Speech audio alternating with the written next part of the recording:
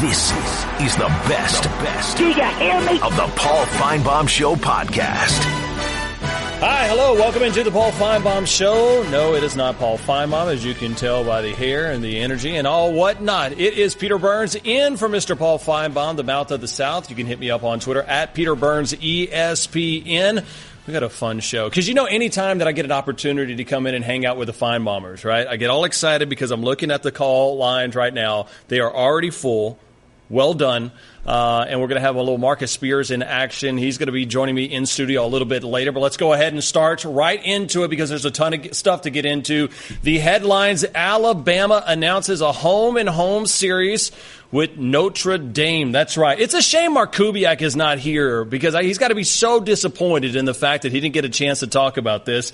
Now, when are they going to be playing? That's a great question. I think hopefully we'll all be alive at that point. 2028, the game will be played in front of Touchdown Jesus, in front of the crowd in South Bend. In 2029, it'll be, in front of the football Jesuses, that is Bear Bryant and Nick Saban and those statues in Tuscaloosa. Will Nick Saban be there in 2028, 29? I think we'll have some fun with some SEC headlines from 10 years from now. Other news coming around? How about this? World's greatest 50 leaders. Well, Forbes and Fortune magazine have come out and put their top 50 of the world's greatest leaders. Mr. T-Town himself, Nick Saban, has come in at number 12 on the list. Only coach in the top 50. By the way, he was ahead of Auburn grad Tim Cook, the CEO of Apple. Serena Williams coming in at 15. He was even in front of Oprah, coming in at 27. We'll have some fun with that as Nick Saban went out there as number 12 on the greatest leaders. Talk about a leader, that's the man in a Rocky Top. Not a bad deal. 4-year deal for Philip Fulmer as the Volunteers sign him to a long-term deal worth $1 million a year after the time you get your incentives and whatnot. One of the cool things about this is one of the bonuses that Philip Fulmer is going to get, 83% graduation rate between student athletes. As long as those guys hit that and he's graduating players, he gets a little bit of a bonus. So it's trying to put a little bit of the student and student athlete for Philip Fulmer, and I don't think there's a doubt he's brought some stability. What was a crazy couple of, months in that coaching search. Dan Mullen is a brand new coach down in Gainesville, and he's going to have to deal with this. C.C. Jefferson, expected to be out until fall camp, suffered an injury to his shoulder in the spring game. Originally, I believe that Dan Mullen and everybody in Gainesville and the training staff thought it was just kind of a stinger, but come to find out it's going to require surgery. Now, he will be back for fall camp, and there's no doubt that C.C. plays a major role in this Gators defense. 13.5 tackles for loss last year, 4.5 sacks. So it's going to be on Jabari Zuniga and a bunch of different other players to kind of get ready in the middle of fall camp. But important for the Gators, he will be back and should be 100% by the time the Gators take on Charleston Southern to open up the season. Last couple of days, I was down in Baton Rouge hanging out with Coach O, and so what to watch for at LSU's last practice day of the spring season. Fighting Tigers will have their spring game coming up, and it was kind of intriguing when I was down in Baton Rouge. This has a different feel. I think when the FPI, the Football Power Index, came out not too long ago, it showed, I think, LSU sitting at like 6.7 wins, and Vegas has the over and under at 7. So anytime you see that with LSU football teams, you're thinking, oh my goodness, the sky must be falling. I can tell you, they kind of look at those headlines and they're kind of laughing down in Baton Rouge because over the last couple of days when I was down there, this is a different-looking LSU squad than I have seen really in the last 2 years. And more importantly, where it came down to is the position groups of the offensive line and defensive line. Last couple of years, I mean, listen, I love Christian Locouture. I love a bunch of the different players. They showed a lot of heart, and they had to because, frankly, they didn't have enough dudes up front. And I can remember being in Athens about a week ago with Kirby Smart, and he finished practices by saying, we got to run the ball, and we got to stop the run. If we can do those two things, we're going to be competitive in the SEC. Guess what? They played for a national championship. They were one play away, 2nd and 26, from winning a national title in his second year. That's what they're trying to get back done at LSU. For Ed Ogeron, he's recruiting well at that position, and it may be a little bit of an addition by subtraction when you look at his coaching staff this year. Everybody talked about the ballyhooed hire of Matt Canada. ultimately, what I came out is that Ed Orgeron is a whole lot more comfortable with the crew that he has surrounding him coming into 2018 than he was there in that situation in 2017. We got a lot of guests coming up on the Paul Finebaum Show today. Let's go ahead and show you what's on tap. The Bear. If you come at the Bear, you best not miss, just like Omar at the Wire. We had some people that were kind of running their mouth and chomping their gums saying that the SEC wasn't that dominant when it came to the NFL draft. Yeah, the Bear put them in their spot. Chris Fallica is going to join us from College Game Day at 3:30. Marcus Spears, a.k.a. the Big Swagu, my partner on our morning show over there on Sirius XM, he's going to join me for a full hour at the 5 o'clock Eastern hour. So that's coming up in about 2 hours. Dan Mullen will stop by as well. We'll talk about what the Gators are going to bring kind of going forward in this upcoming season. And Will Muschamp's squad hoping to go ahead and make a run at the SEC East. Josh Kendall from the state is going to hang tight with us for a little bit in the last hour. 855-242-PAUL is the phone number. You can hit me up on Twitter at Peter Burns ESPN. But let's go ahead and start Deep Gap, North Carolina. Hugh, thanks for joining Peter Burns in for Mr. Paul Finebaum. What's up? We got a guest star today. Oh, that's right. What's going on, my man? I've been listening to a lot of the fan base rage on about how great their teams are going to be. Couple of things are pretty clear to me. Here's what I think I know. Alabama is the only team in the Southeastern Conference that has unquestioned depth, high-quality depth in 2s and 3s at every position. And given that fact, all the rest of the teams are going to kind of be up for grabs in how long their A-line best players and 1 or 2 subs they have can make it. And that includes Georgia. You don't graduate and send to the NFL 5-year seniors and replace them with 20-star freshmen in the trenches. It takes a while to develop that, and the 2 running backs that are going to be certainly drafted. Georgia is clearly the favorite team to do well in the East, but it's not a foregone conclusion. The other thing I think I know is, at least I believe it's a fact, is that a first-year coach, regardless of how profound their previous experience was, it takes a year or two to kind of get their personnel settled into what they want to do and get the exact people they need to implement it. And when you consider we have 5 teams with new coaching staffs, Florida, Tennessee, Texas A&M, and Mississippi State are all teams that the team I like, Kentucky, will play. While you know, when you look at that schedule, you say, well, Kentucky's going to lose to Mississippi State and Texas A&M and Georgia, even though Mississippi State and Georgia both need to go to Lexington. And even though Kentucky will have the best offensive line and running backs and the best running game they've had since 1976, and they had one runner that was the top runner in the Southeastern Conference, had over 1,300 yards. But still, you have to know that based on what's coming down, Mississippi State and Georgia are supposed to be big winners.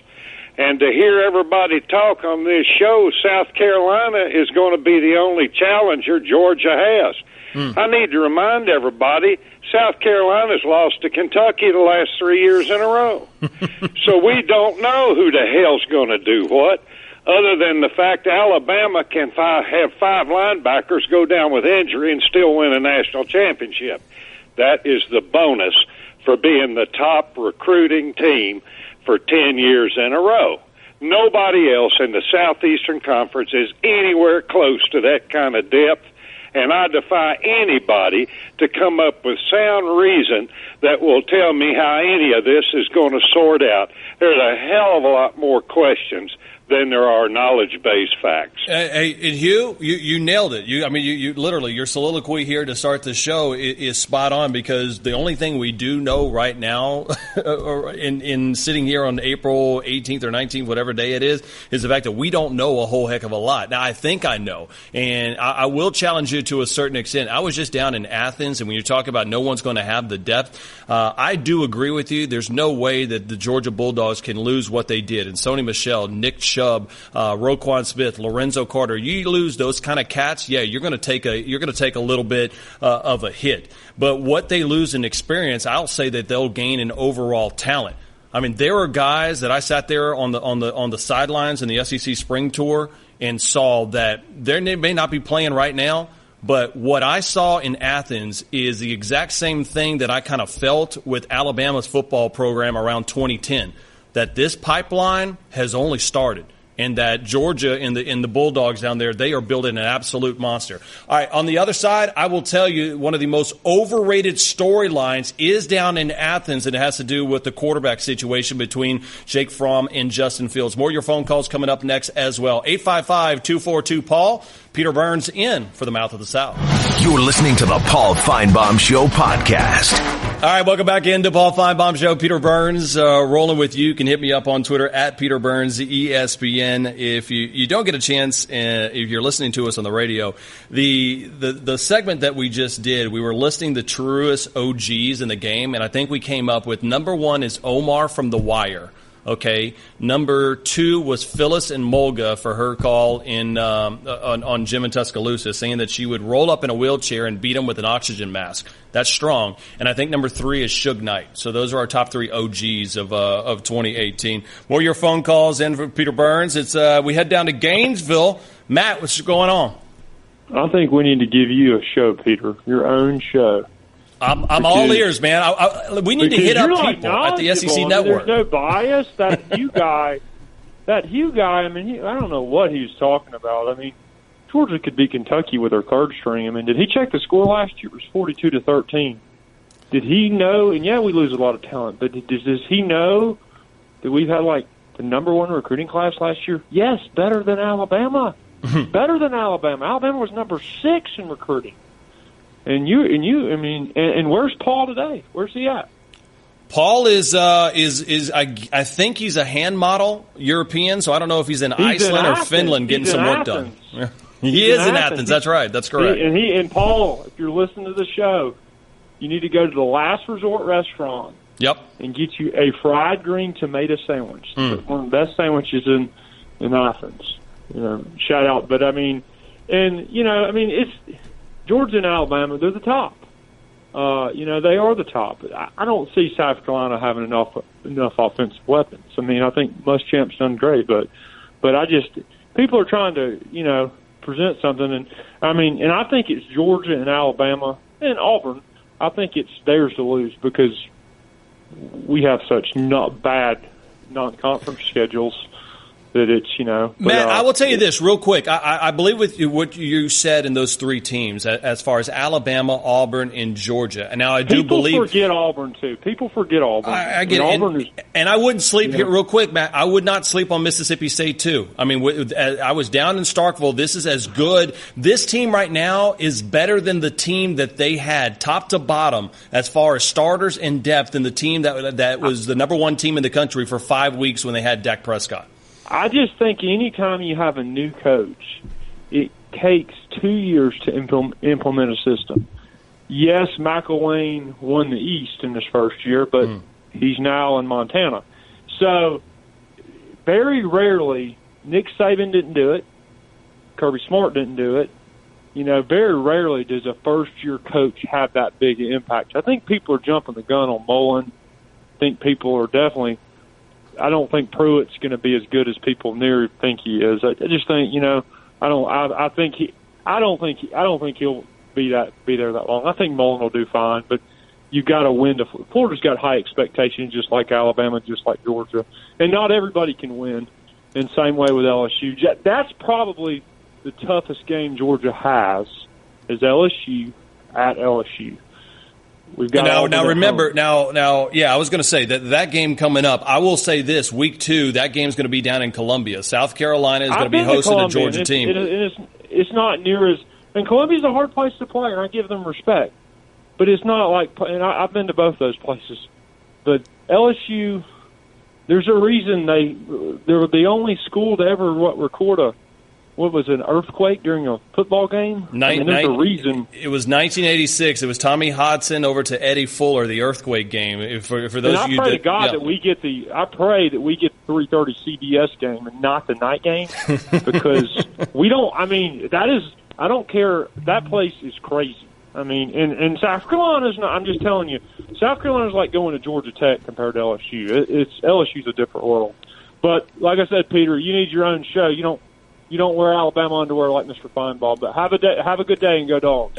Matt, we appreciate the phone call. I will say if I'm 10% of the host that Paul Finebaum is, I'll be in good shape for the rest of my life. I will say this about the team down in Athens. I think the most overblown storyline and throughout college football, when you have all these people that don't know what they're talking about and they get into this conference, they're like, oh, what's going to happen with Justin Fields and Jake Fromm? Justin Fields looks like Cam Newton if you took off 2 inches of him, right? This kid is going to be fantastic athlete. He's going to be an incredible kid to watch. I'll tell you this. There is no doubt in my mind. There is no quarterback controversy. This is Jake Fromm's team. Jake Fromm will be the starter, and Jake Fromm will lead this Georgia Bulldogs team for 2018. The only way I see Justin Fields taking the field this upcoming season is in a little mop-up work, and guess what? I think he's okay with that. I saw a young man that's extremely talented, but a young man that also wants to learn properly. And they lost so much leadership at Georgia between Roquan Smith, Nick Chubb, Sony Michel. When I was down in Athens, that whole team responds to Jake Fromm. He went toe-to-toe with Jacob Eason, who was a 5-star, all-world guy. Nobody's going to beat him. This is NFL-type caliber. He didn't care. He said, great, that's fine. Bring on the competition. He's going to like competing against Justin Fields, and it's going to make him better. But there is no quarterback controversy in Athens whatsoever. It is Jake Fromm's team, and that's good for the Georgia Bulldogs. Let's go ahead and go to Jackson, Mississippi. Willis, thanks for joining Peter Burns and for Paul. What's up? How you doing, Peter? I wanted to talk about LSU. I just feel like there's a lot of people that's down on them at this moment, and I really don't understand why. I understand this, Coach Orgeron's second year and recruiting wasn't as good as it should have been, but he locked down the state of Louisiana, which this year they have a great upcoming recruiting class. So if he can do the same thing this year, then we should be pretty fine within this next recruiting class. And also our defense is probably going to be one of the best defenses that we've had in years. Yep. And in the past, LSU have always been kind of bad offensively and stagnant offensively, but defensively we have always produced, which have never allowed us to be a 6-win team. And I just really can't understand why people are saying that now. Willis, I think what it comes down to is a lot of people looked at it and go, oh, well, Coach O now is going with Steve Ensminger and not a real sexy offensive coordinator. Oh, Matt Canada is no longer there or whatnot. I would tell you this, that is addition by subtraction. That was a fractured coaching staff last year with LSU. I just spent a couple of days down there, and I think I found that Ed Orgeron was much more comfortable in his skin, not only because it's the second year, right? It's the second year that I was anchoring the SEC Network. I felt a whole lot more comfortable than the first year where I was scared every time the lights came on, right? It's just more reps, you get a little bit better at it. With Ed Orgeron, though, I think the idea that Steve Ensminger is his guy, he feels confident in that, makes him feel more confident that he can be the interim head coach O and not necessarily kind of the uptight, this is what I need to be Coach O. And I remember Will Muschamp. Will Muschamp got saddled with Charlie Weiss as the offensive coordinator at Florida his first year. I don't think Will Muschamp wanted that. But guess what? That's who he had to roll with, and I don't think it worked out for Will right off the bat because of that hire. I think that was the similar situation down in Baton Rouge, and I'll tell you this. It may not have been a sexy recruiting class for Ed Orgeron, but the last recruiting or the last regime got a little bit lazy at the positions you cannot afford to be lazy at in this conference. That's offensive line, and that's defensive line, and that's what Ed Orgeron is bringing back into it. Quick break over here. 855-242-PAUL is the phone number. You can hit us up on Twitter at Peter Burns, ESPN. We're going to be talking a little bit more football on the other side. Spring tours continue to move on. You're listening to the Paul Finebaum Show podcast. You're not worth a flail. Ryan, I don't know how else to say this, so I'll just say it. What is it, Linda? I think we should see other people. Are you breaking up with me? On a roller coaster? Well, we do have a lot of fun. Maybe we should stay together. An emotional roller coaster? Surprising. What's not surprising? How much you could save by switching to Geico. I just need a little me time.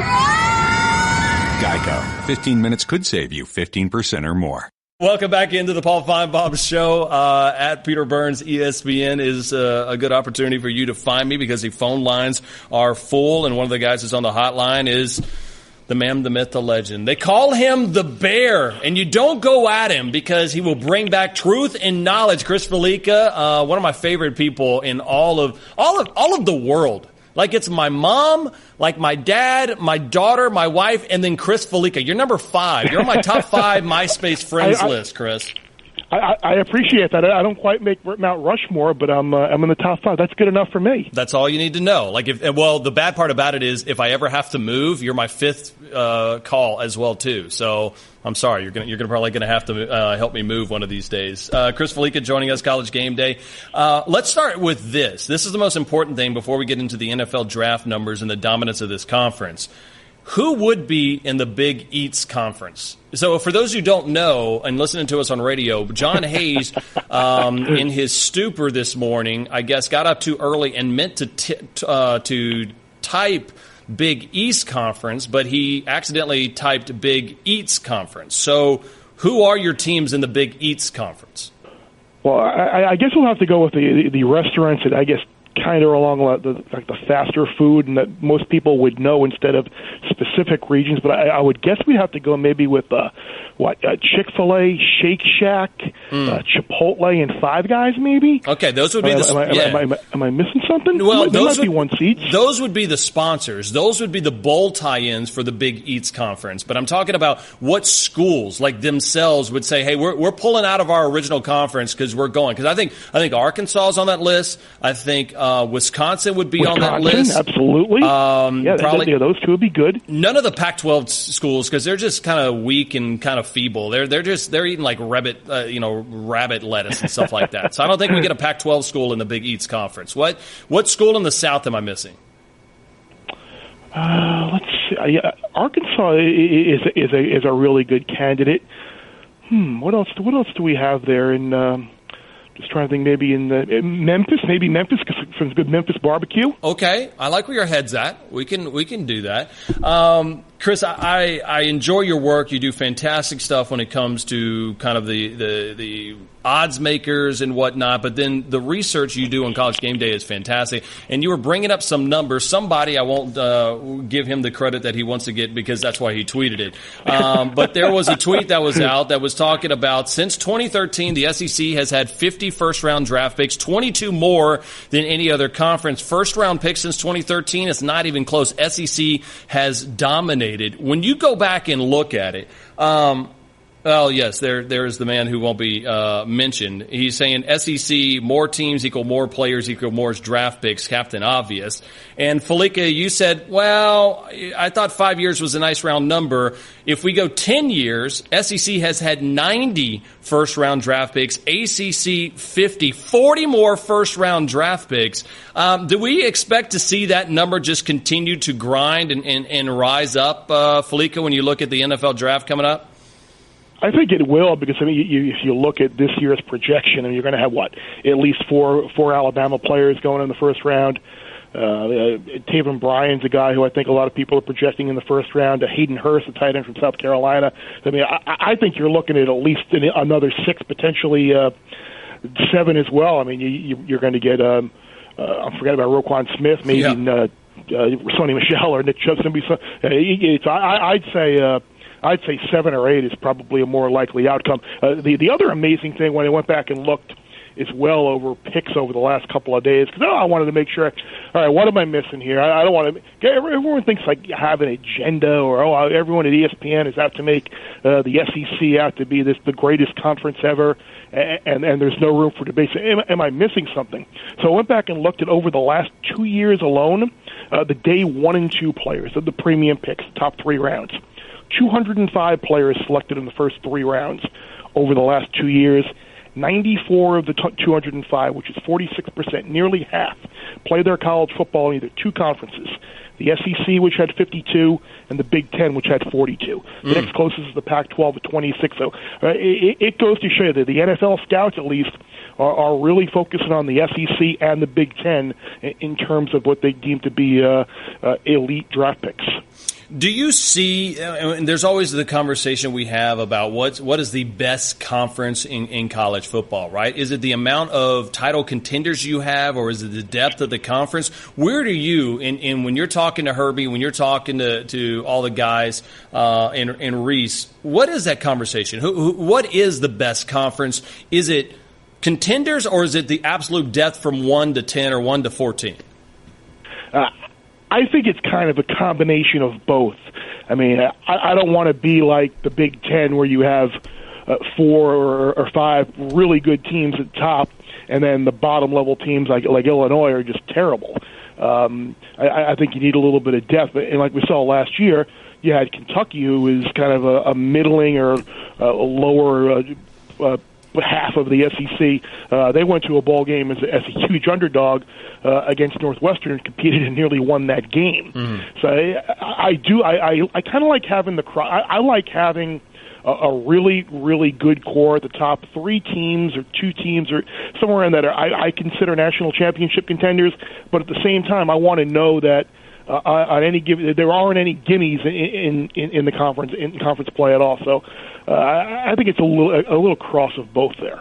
You can follow him on Twitter, Chris Fallica. He is the Bear from College Game Day. Over and unders got everybody all hot and bothered here on this show on Paul Finebaum. I literally, when I walked in today, Chris, to host for Paul, there were already 6 people on hold, and several of them said they want to talk about the over and unders, either the football power index or what Vegas thinks these teams are going to do. Was there any of them that you saw that you circled going, I did not see that number coming?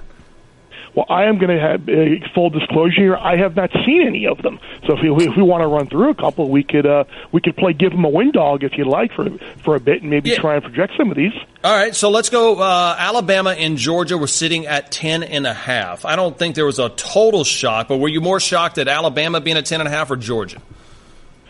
No, I'd say Alabama. Actually, I should take that back. I think more shocked at Georgia, just because if you look at Alabama's schedule, where are the losses? I mean, they're really, probably 2 losable games maybe on there. The home game against Auburn at the end of the year, but I don't know if Auburn's going to go to Tuscaloosa and win last game of the year. LSU, who knows who they're going to be. They get A&M at home earlier in the year. They're going to be a huge favorite over Louisville. I mean, I just don't see any more than 2 potentially losable games, and odds are they're not going to lose 2. I think Georgia would be the bigger shock, just because of you do lose a lot of guys. You've had some tricky road games at South Carolina, road game at LSU. Florida will be better with Dan Mullen this year. The home game against Auburn, and of course, Auburn did beat them in the regular season last year. So, of those 2, if you're looking to go under under the 10.5 with one of those 2 teams, I think Georgia would probably be the team that I would. If I had to go under on one of them, it would be Georgia. How about when you sit there and hear that LSU predicted to go at 7.5? 7 and a hook is the number for the over and under for wins. Fallica, where are you rolling?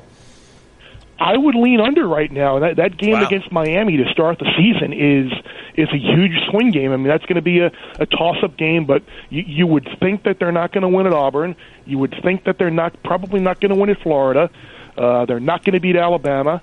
And even though the game's in Baton Rouge, and they probably won't beat Georgia. Again, toss-up game, home game, they could win, but I think Georgia's a more talented team, and that's 5 games right there. That doesn't even include Mississippi State, who has given them problems in recent years, and then the road game at A&M, and you would think that A&M will be better this year with Jimbo Fisher at the end of the season. So I would be a pretty strong under on LSU.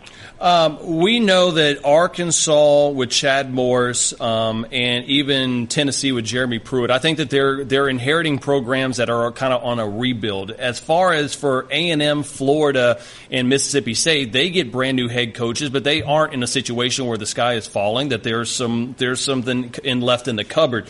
Which one of these teams will be the first to win 10 games? Will it be A&M with Jimbo Fisher? Will it be Dan Mullen and Florida Gators? Or will it be Joe Moorhead in Mississippi State?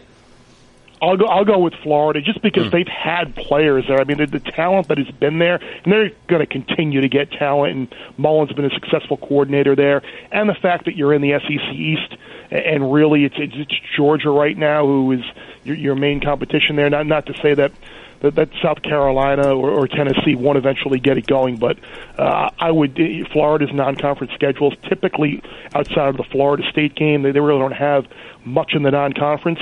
So I would think just by that logic alone, Florida would be the most likely to get to 10 first. Hey, what do you do in the off season? I mean, are you a fisherman? Do you just get into the library and start studying the stats? What does the Bear do? Do you just go in the cave and hibernate or what? Oh, well, my off season this year consisted of working the SEC basketball tournament and the Final Four with Dick Vitale, which was an absolute blast. That went right into the Masters at Augusta. And now I'm getting ready for the NFL draft, and I'll be going to Dallas next week for the draft. So that's my real slow, relaxing, lazy off season. I know, cry me a river. You get to go to the Final Four, and you get to go to the Masters, and you get to go to the NFL draft, right? I'd much rather have it that way than the other way where I had nothing going on. I was going to say, I thought Jim Nantz lived the life. The Bear lives the life. And if you need an assistant to the assistant for Chris Fallica, you call me, and I will carry your lemonade and pimento cheese sandwiches at the Masters next year. He's Chris Fallica. You can follow him on Twitter there. Bear, hey, we appreciate it, man. Continued success, and you're killing it, all right? Of course, absolutely. Appreciate it. Talk to you again soon.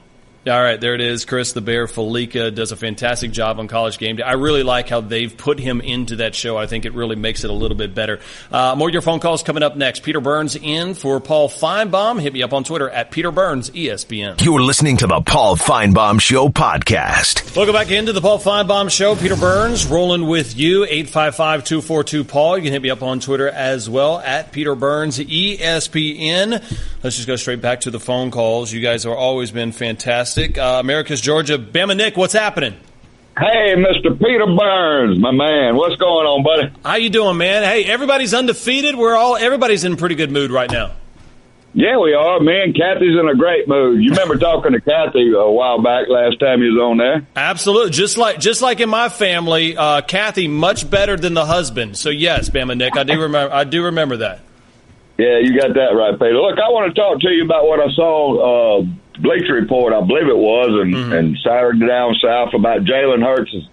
Hurts' daddy talking about Jalen will transfer if he ain't starter, and then Jalen's brother saying that Hurts will stay there because he loves Alabama. What's your comment on that, Peter? My comment is the fact that I'm not surprised that a father of an athlete at any point, whether it's me, whether it's Jalen Hurts' dad, or whether it's some punter at Iowa, if they're not getting an opportunity to play, that they want their young son to get an opportunity to shine. Here's the deal. This is Jalen Hurts' job. He's still the starter, 26-2, and now with Tua kind of struggling to get through spring practice because of the hand injury, I'm not willing to give him the reins of this team. If I'm Nick Saban, it's a kind of a non-story whatsoever. I mean, listen, I think Jalen Hurts' dad told Jalen, hey, listen, you had an opportunity and you didn't close the door. You didn't close that game. And guess what? I think Jalen Hurts' dad is a coach at Channelview. I think that's a way to motivate Jalen. And some of the guys were talking about it on that Alabama staff. Hungry dogs run faster. And competition made Jake Fromm better with Jacob Eason last year. And competition between Tua and Jalen's only going to make both of those quarterbacks better going forward. Yes, but and I agree with you, Peter. And Mack Wilson, a big-time linebacker at Alabama, is coming. He said, whichever quarterback it is, Alabama players are with either one. They love them both, and they got confidence in both.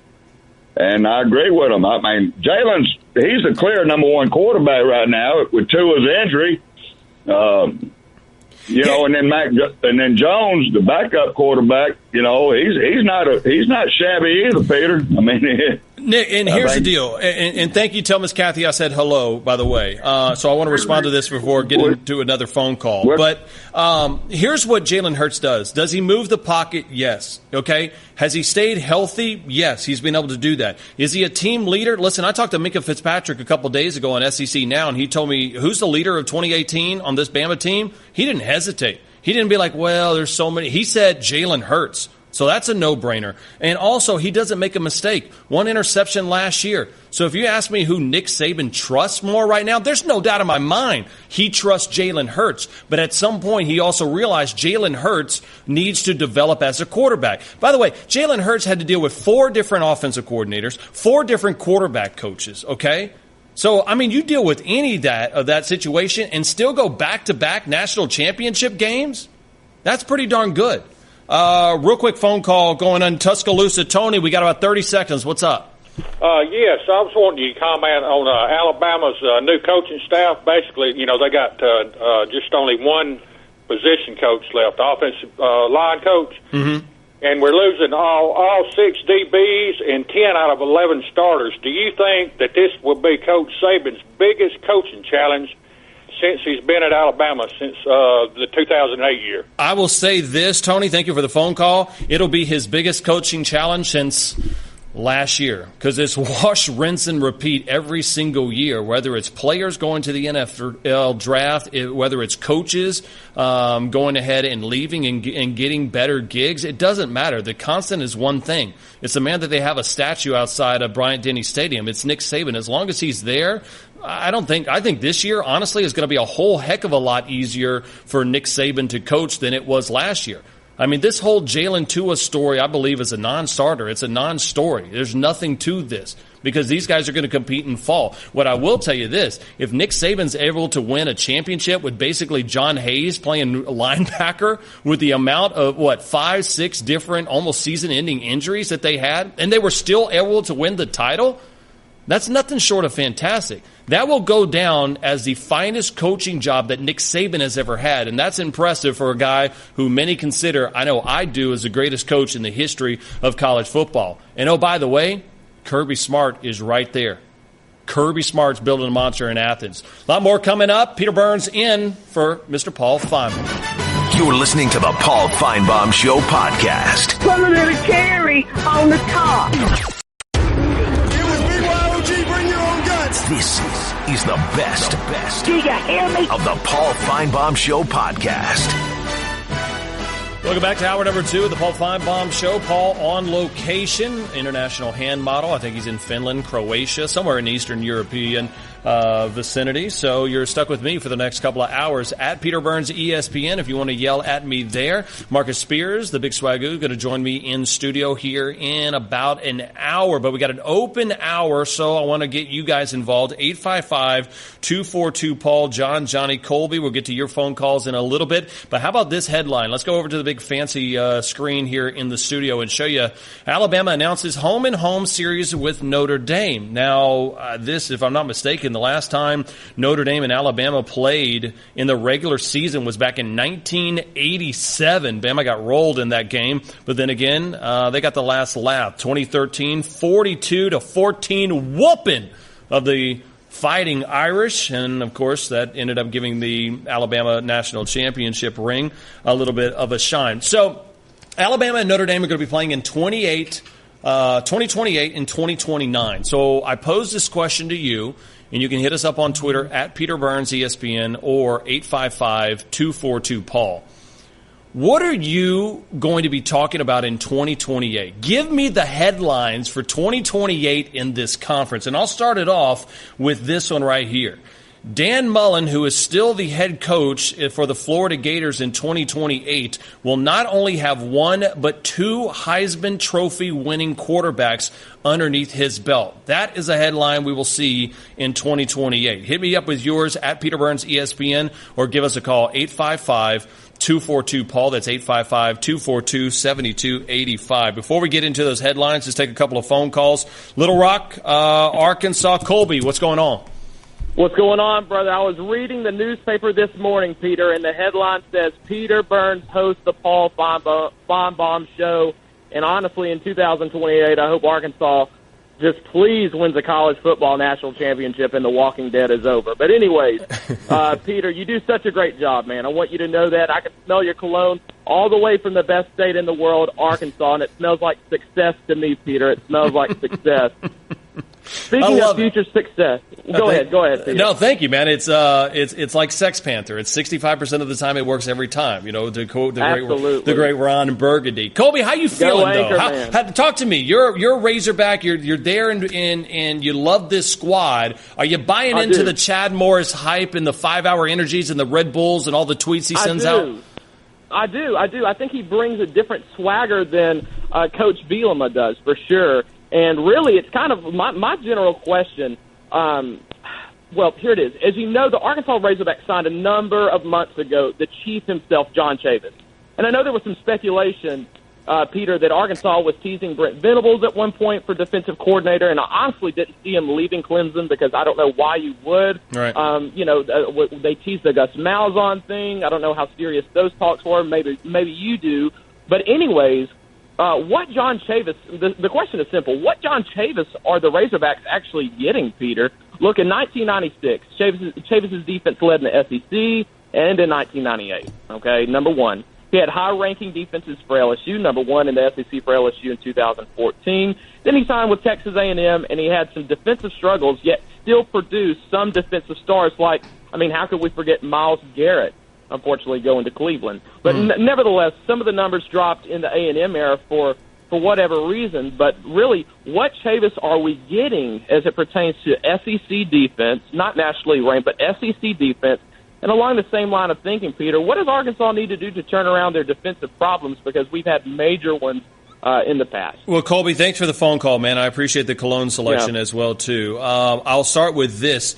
In John Chavis, you get somebody that's anything different than last year, and that's a good thing. You gave up 36 points a game, and for Chavis, he's able to sit there and go, you know what? I was there at LSU. I was there at Texas A&M. I've put guys into the NFL draft. I know what I'm doing, and so that at least there is a positive. But honestly, what'll help John Chavis out is the fact that going back and being able to score a little bit, because for Arkansas, They got into a situation with Brett where they didn't know what they were doing with Dan Enos in this offensive strategy. It used to be run the ball, run the ball, run the ball. You had Trey Flowers, everything was good. But then when they tried to become a passing team, which they weren't because the offensive line play wasn't very good, all of a sudden teams were running on them and they weren't quite ready. For Chad, I think the most important thing is him and Chavis say, Chavis spent some time in Texas and Louisiana, and Chad Morris has those Texas connections.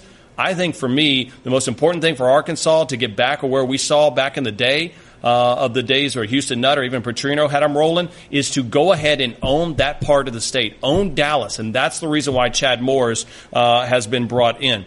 Let's go to Knoxville, Tennessee, 2018. That's the year right now. I want to know your 2028 predictions. Mr. Vol, what's happening? Hey there, Peter. Just after the one that you put in there about Mullen having 2 Heisman Trophy candidates, I guess Tennessee doesn't have much of a chance of winning the East anymore, with Georgia being the hot team right now, and I guess Florida on the rise. But I guess I'm hoping that by 10 years from now, Jeremy Pruitt will have won the SEC East at least a couple of times, and maybe even win the SEC championship at least once. And if we can do that with him, then I think we'll be very satisfied here in Knoxville. I don't think there's a doubt. Now, whether or not Jeremy Pruitt is in there in 10 years from now, that would be a great thing because things have gone fantastic for the Vols. But, Mr. Vol, I will say this, that I think that the program is going to be built from the foundation up, as opposed to putting a bunch of Band-Aids on something that was wounded, like I think Butch Jones did at the end of his tenure at Tennessee. I think Jeremy Pruitt says, I don't need the headlines. I'm not going to go chase a 5-star and all these mantras and these stupid trash cans on the sideline. I'm going to be silent, and I'm going to be deadly. And I'm going to go ahead and fill the holes that I need, and that's why he had success at Alabama, and I think that's why he's going to build that program to where it needs to be down in Knoxville. I agree with you totally. The firing of Philip Fulmer was long overdue as far as a football coach. I'm glad to see he's now the athletics director and has a new long-term contract to provide us some stability there. And unlike many, you and I have discussed this before, I did like Kiffin, and I thought he had us on the right track, and I wished he hadn't left. But Dooley was a disaster. Jones, in some ways, was even a worse disaster from the things that you mentioned yourself just now. And Pruitt is the first guy that I think really has a chance to build something good here, and he's the first one that I really thought had the capability of doing it of the last three hires. And I think that's why they're excited. They're excited that he's not an excitable guy. Does that make sense, Mr. Fall? Thank you for the phone call. And the fact that he's not going to be chasing headlines. I think we had some coaches that came in here and said, oh, man, I got Kevin Sumlin comes to mind, Butch Jones. Oh, I need to be this five-star guy. No, you know what you need? You probably need a 3-star that fits your program. You probably need a 4-star that wants to play and coach him up like a 5-star. That's the important thing for Jeremy Pruitt and for Tennessee football to get back. College Station we go. John, thanks for joining Peter Burns. What's up? Hey, Peter. I say the headlines 10 years from now we'll no longer be watching the Paul Finebaum show, but we'll be watching the Peter Burns show. That's what we'll be doing in 10 years from now. How about this? I hope I'm just a lead-in audience to Paul Finebaum, all right? How about that? I'll be the opening act for Paul Finebaum, and everybody will be happy. But I appreciate that, John. We'll take that. We'll take that. But here's my question. What should we expect here in College Station, really, from Jimbo and the team this first year? And here's another one. Will Jimbo be around in 2028? I'll tell you this, Jimbo Fisher will get he'll be $75 million richer, and that's what we'll know for 10 years. I mean, that money ain't changing no matter what. That's like that money, guaranteed. that money is guaranteed. That's like an NBA contract right now for what Jimbo Fisher has. As far as for this year, I it's the same thing as Tennessee. Patience.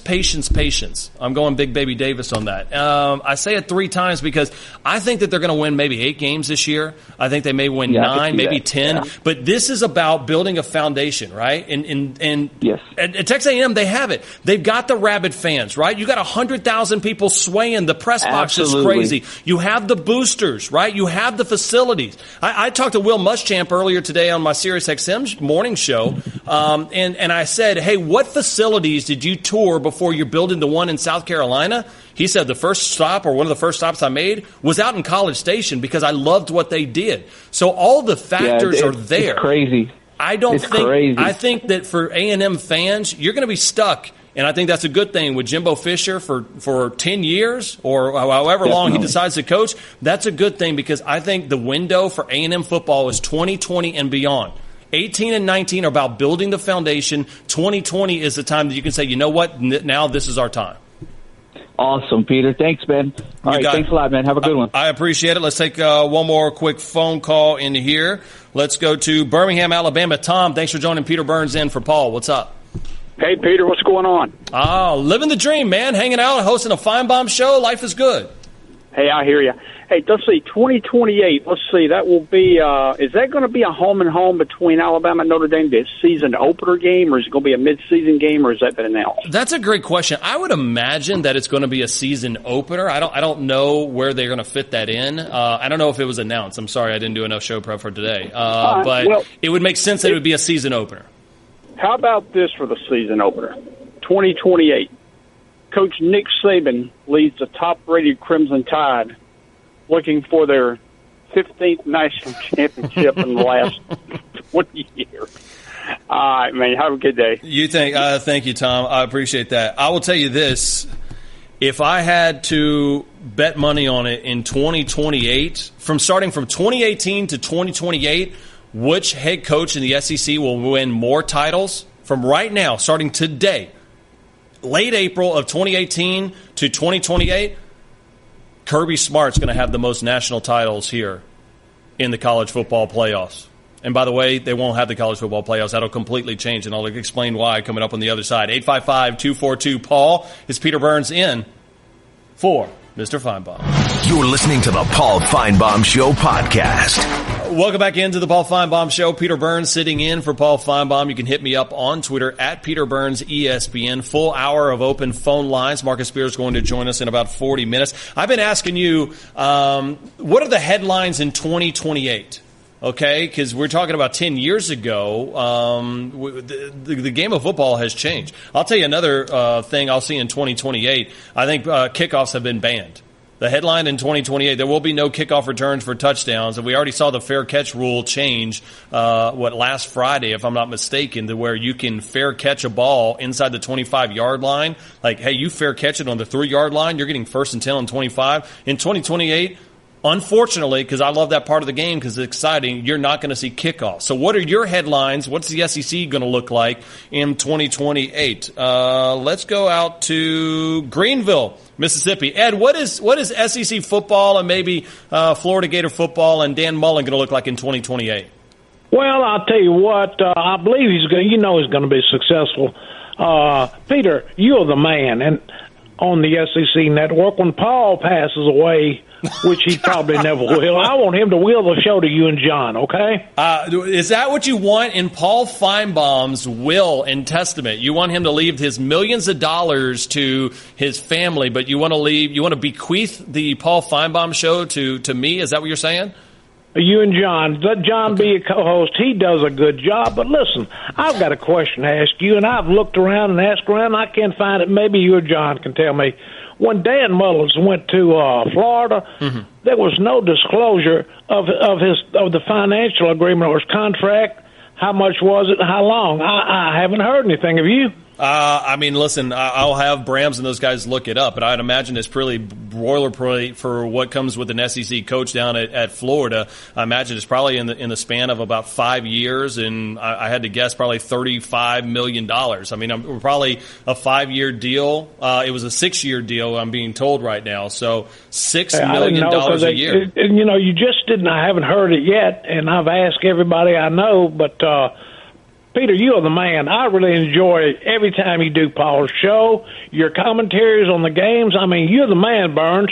Thank you. I appreciate that, man. I don't know what the guys in Bristol who are screening the calls today, but for them I owe you $20 because you've been telling everybody that I need my own show. Well done. I appreciate that. Let's go Columbia, South Carolina. Robert, thanks for joining Peter Burns. What's your headline SEC football-related 2028? Thank you for taking my call, Mr. Burns. My headline is that Will Muschamp will have won 2 SEC championships and two SEC East championships and hopefully 1 SEC championship. You know what? I talked to Will today, and it's so funny to see how he's changed. Remember, he was Coach Boom, and he was all excitable at Auburn and in Texas as a defensive coordinator, and how he still has that intensity on the field, but he knows when to go to the whip. And I think that's a huge learning curve for a lot of coaches, one that a lot of guys can't make, and I think Will Muschamp makes it. Like, Will Muschamp is just a dude. Like, he's a dude that loves football, and he fits in this conference. There's a lot of guys that try to roll into the SEC, but they don't know what the hell that they're doing. Will Muschamp does, and I think he's going to make South Carolina football great again. I agree. I'm an alumnus of at Columbia, and we're real excited to have him. I think a couple people when he first got there weren't so sure about him, but he's definitely turned the program into something to be proud of. So we're real excited to have him. Robert, we appreciate the phone call, man. I'm excited to see Deebo Samuel back. I know they're going to lose Hayden Hurst, probably a first-round draft pick, but with Deebo coming back and with Jake Bentley, I think he was a little disappointed that Jake Bentley didn't grow as much as he wanted to in that last season. I cannot wait. Down in Columbia, 2001 Space Odyssey, Sandstorm. Are you kidding me? When the Georgia Bulldogs come in week 2? Woo! I'm fired up. Ringo, Georgia. Phillip, what's happening? Hey, Peter, how's it going? I'm living the dream, man. How was your day? What did Phillip do today? Phillip cut grass. There you go. You see, I appreciate any man that cuts his own grass. Now, enough of this hanging out and put in some blood, sweat, and tears into your yard, right? Well, it wasn't my yard. It was my family cemetery. Okay, even better. You're doing the Lord's work, Phillip. How can I help you, man? My 10-year prediction, a legitimate prediction, would be Georgia Bulldogs will have 3 titles. I tell you what, Phillip, it is after spending a couple days down there, it's hard to see that falling off. I said I love Will Muschamp because he's just a dude. If there's one guy that'll rival that is Kirby Smart. It's funny how they played kind of in that similar situation at the same time, that they grew up in the LSU coaching tree under Nick Saban. And I mean, I'm sitting there in Athens looking and asking about guys. I'm like, oh, who's this new kid? He's a starter. They're like, no, this is a third stringer. This guy runs scout. I mean, physically, they are for real, and it took a lot to get to part ways with Mark Richt because he was such a good guy, right? Like he represented the university well. He was what you wanted, and it was a risk to give that to Kirby Smart. And my goodness, the risk seems to pay off because I'll tell you right now, with the talent that they've had in that signing class, I know it's way too early, but between Justin Fields and Jake Fromm being on that team, that's the number one team preseason in 2019. Oh yeah, it's a beautiful thing. We're excited. Can I make one more comment? Go for it. I live close to the Tennessee area, and there's a kid. I'm not a Tennessee fan. I do not like Tennessee, but there's a local kid around here who's a walk-on up there. He's a receiver.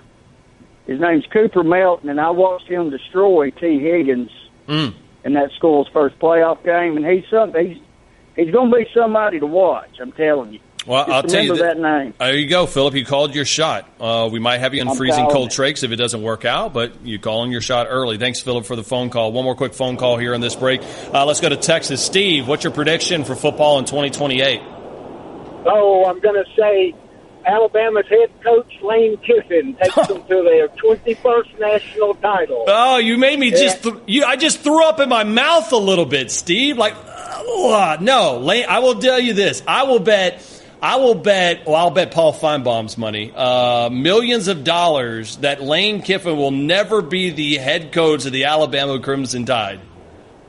Okay, well, listen, I've got a Alabama Notre Dame trivia question for you real quick. Go for it. Okay, Bear Bryant was 0-3 against Notre Dame. What other team was he 0-3 against? I'm going to say he was 0-3 against Alabama. You are correct. How about that? You thought you were going to get me, but that's right. Yeah. I would imagine all three of those losses came when he was at Kentucky, or did he cross paths with Texas A&M in the Junction Boys back in the day? No, it was Kentucky. Okay. Yep. All right. He won, even though he won. I think he won the conference, actually. It's so funny. Steve, thank you for the phone call, and thanks for trying to stump me, but you can't get any by me on there. It is interesting because we look at how me and Marcus Spears, who's going to be in with me here in about 30 minutes, we talk about that and the difference in generations, right? Like, we love Paul Bear Bryant. He is an absolute legend. But you go back and look at, like, how would Bear Bryant would have been received in 2018? Right? Like I say it, like Michael Jordan is beloved in the NBA. If Michael Jordan lived in the world of TMZ and Twitter and social media, like, Michael Jordan would be hated. Okay? But we loved him because there was just journalists around and there was newspapers. We didn't get that information. And so I'm always curious about, you looked at the hard workouts that they had, the Junction Boys at Texas A&M, and even with Bear struggling at some of his spots, would he have ever become the coach that he became at Alabama if he lived in today's world? I don't think so. I'm not saying that necessarily that's good or bad, just in how everything has changed with the way social media. Like, I could not have been an SEC quarterback. I go to these campuses and I see the Nick Fitzgeralds of the world, the Jake Fromms of the world, the Jordan Tamus down in Oxford with Ole Miss, and think I would have been a disaster if I was an SEC coach. I mean, an SEC quarterback. And how those kids have their heads screwed on correctly is nothing short of fantastic, and I give him major, major kudos for you. 855-242-PAUL is the number. Hit me up on Twitter at Peter Burns, ESPN. My man Dan Z up in Bristol. Easily one of my top 25 favorite producers of all time. We'll take your phone calls. That coming up next on the Paul Finebaum Show. You're listening to the Paul Finebaum Show podcast. You're not worth a flip. I just saved hundreds of dollars by switching to Geico. I feel like a whole new person. Disclaimer, you will not become a whole new person. This is impossible. You might be able to join a gym or diet program, buy a new wardrobe, get hair implants, but your DNA and physical form will remain the same. Geico waives any and all liability if you attempt to become a new person, except a cyborg. If you choose to become a half-human, half-cybernetic organism with lasers for eyes, the Geico legal team would be cool with that, because, quote, laser eyes are pretty sweet. Pew, pew, pew, end quote. Geico. 15 minutes could save you 15% or more. Welcome back into the Paul Finebaum Show. Peter Burns sitting in for Mr. Paul Finebaum. 855-242-PAUL is the phone number. You guys have been great. Troy, Johnny, Chris, Dan, Millie, Bradley. We're going to try to get into all of your calls, but it's time for this. Hi, man. Hello. How are you, sir? Peter Burns. Good afternoon. How you doing, man? We're putting up some of these tweets a little bit. We're going to go back to those in a little bit, but how are you, sir? I'm doing well. I'm always doing well. I'm alive. I'm kicking, and guess what? I'm gonna be alive tomorrow. I'm gonna kick some more. And guess what I'm gonna do next week? I'm gonna still be alive, and I'm gonna kick some more. Now, you had this guy that called in first. I guess you must have been on hold since yesterday afternoon talking about Alabama's so deep. They're real deep. And they real blue, and they real big 5 stars. And ain't nobody got nobody like them. Nobody like them. You know what? They got one quarterback with them faraway eyes the Rolling Stones sang about after the Auburn Tigers punched him in the mouth and whipped that ass in Jordan Hare. And then they got this old fragile finger fella. He ain't got no fingers. He's fragile, I'm telling you. He's just as crisp as a piece of lettuce. Overcooked bacon. Snap, snap, snap. And they've been punched in the mouth. The University of Alabama's been exposed, but ain't nobody got nobody like them. They willy tough. They will tough. How tough are they? They will tough. No, they're not. You go up there and you just kick their ass. There's just 11 of them on the field. And Auburn's 11 was better than their 11. They were exposed. Auburn is the biggest threat to the University of Alabama year in and year out. And you know what? I bet you won't get one of them political phone calls from Jim from Tuscaloosa or looking out his window in his backyard. Because you know why? He ain't got no backyard. But he's got a window. Because he's going to call in and quote me, probably quote Squirrel a time or two. And what's this big? This is not breaking news. Alabama's played Notre Dame in, 10 years? Mm-hmm. Nick Saban loves a team in transition, and his schedule is taking a butt kicking right now because Louisville's not so good. You know, they're not near as tough as Alabama. Not near as tough because Alabama's real tough. Willie, they say so damn tough. Bugs Bunny don't even want them on his show. But see, he loves a team in transition. Now, Nick Saban is supposed to be the man of college football. He could get any game he wanted right now. But the guy's a little bitty fella, and guess what? He's tired, too. He's a wheel tired. Oh, Peter Burns, you have a great day. You indeed, man. I don't even know. I don't even know if I respond to that. 855-242-PAUL. I will tell you this. I don't think that he's struggling by any means to get anybody to play him. But the question is what will happen over there in 2028? Some of the tweets you guys have brought in, let's bring a couple of those in. Paul Finebaum, we tweeted earlier, Alabama and Notre Dame are scheduled to play a home-and-home in 2028, 2029. 10 years from now, what do you expect the headlines to be leading into that matchup?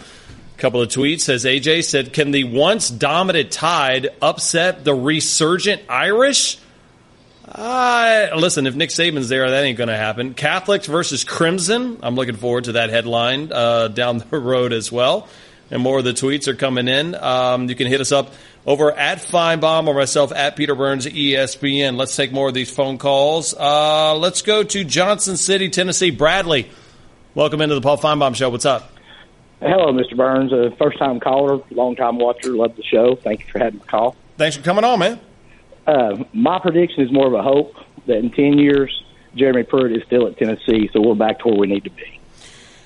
That I tell you what, like I said, if you got a coach that's there for 10 years, things have gone awfully well, right? I mean, you look at the guys that have been there for in a large tenure, especially in how much churn there is in this, just meat grinder when it comes to the SEC football schedule and year in, year out with expectations. You better be darn good at what you do if you're going to be at a program for 10 years. What is it that excites you about what Pruitt's bringing to Tennessee so far? I'm going to use your words. I think Jeremy Pruitt's just one of those dudes. I think he's one of those guys that just loves football, no nonsense, down to business, going to teach, not going to worry about things, just get the job done. Bradley, I think that's a good thing for football. And I think that's the one thing that there's guys that come in here and chase headlines. I mean, just as soon, I don't need to hear from Jeremy Pruitt. All I need you to do is make that team better, especially on the defensive side. You go back and look into it. Succeeding in the SEC is not that hard, right? It's hard to get to that point, but what it is, the formula is pretty simple. Run the ball and stop the run. Run the ball and stop the run. Tennessee could not stop the run over the last couple of years. And, oh, by the way, they couldn't even hand the ball off to the right running back, Alvin Kamara. Let's talk about that as well, too. 855-242-PAUL is the phone number. Fairmont, North Carolina. Chris, what's up? Hey, Paul. Hey, Peter. How you doing, buddy? I'm doing well, man. How you doing, sir? Last time I want to talk to you about South Carolina football, Peter. I think they're going to have a good team, but what is Josh Kendall going to say about that? You're talking about Josh Kendall from the state? What does he have to say about it? Yeah, yes, I mean, sir. I'm glad you brought it up because Josh Kendall from the state is going to join us here in about an hour and a half. What is it that you want me to ask Josh Kendall, and what are you concerned about for Gamecock football? Ask him. Tell him the call from Fairmont wants to know what is he thinking of their football team. Okay. I can tell you what I think of this football team. I think that the Georgia Bulldogs are in for a hell of a game for week 2 of the season when they go down there to Columbia. I mean, I can buy tickets or I can get passes to a lot of games and throughout college football. I'd put that as one of my top 3 games that I want to be at this year. South Carolina taking on a team coming off they should be 1-0. They play Coastal Carolina the first week of the season. But coming in and having Georgia, who is still trying to replace and find out who they are after losing Chubb, after losing Michelle, after losing Roquan and Lorenzo Carter, they're going to have their hands full. I still think Georgia's a more talented team, but you look at that crowd in Columbia, that place is going to be rocking, my friend. Thank you for the phone call. 855-242-PAUL, another quick one in here. We go to Detroit, Michigan. Troy, what's up? Nothing. How you guys doing down in the South? Hey, you know what? The weather has finally turned. For a while there, we had Detroit weather, man. I feel for you in the weather you had to put up with most of the year, my man.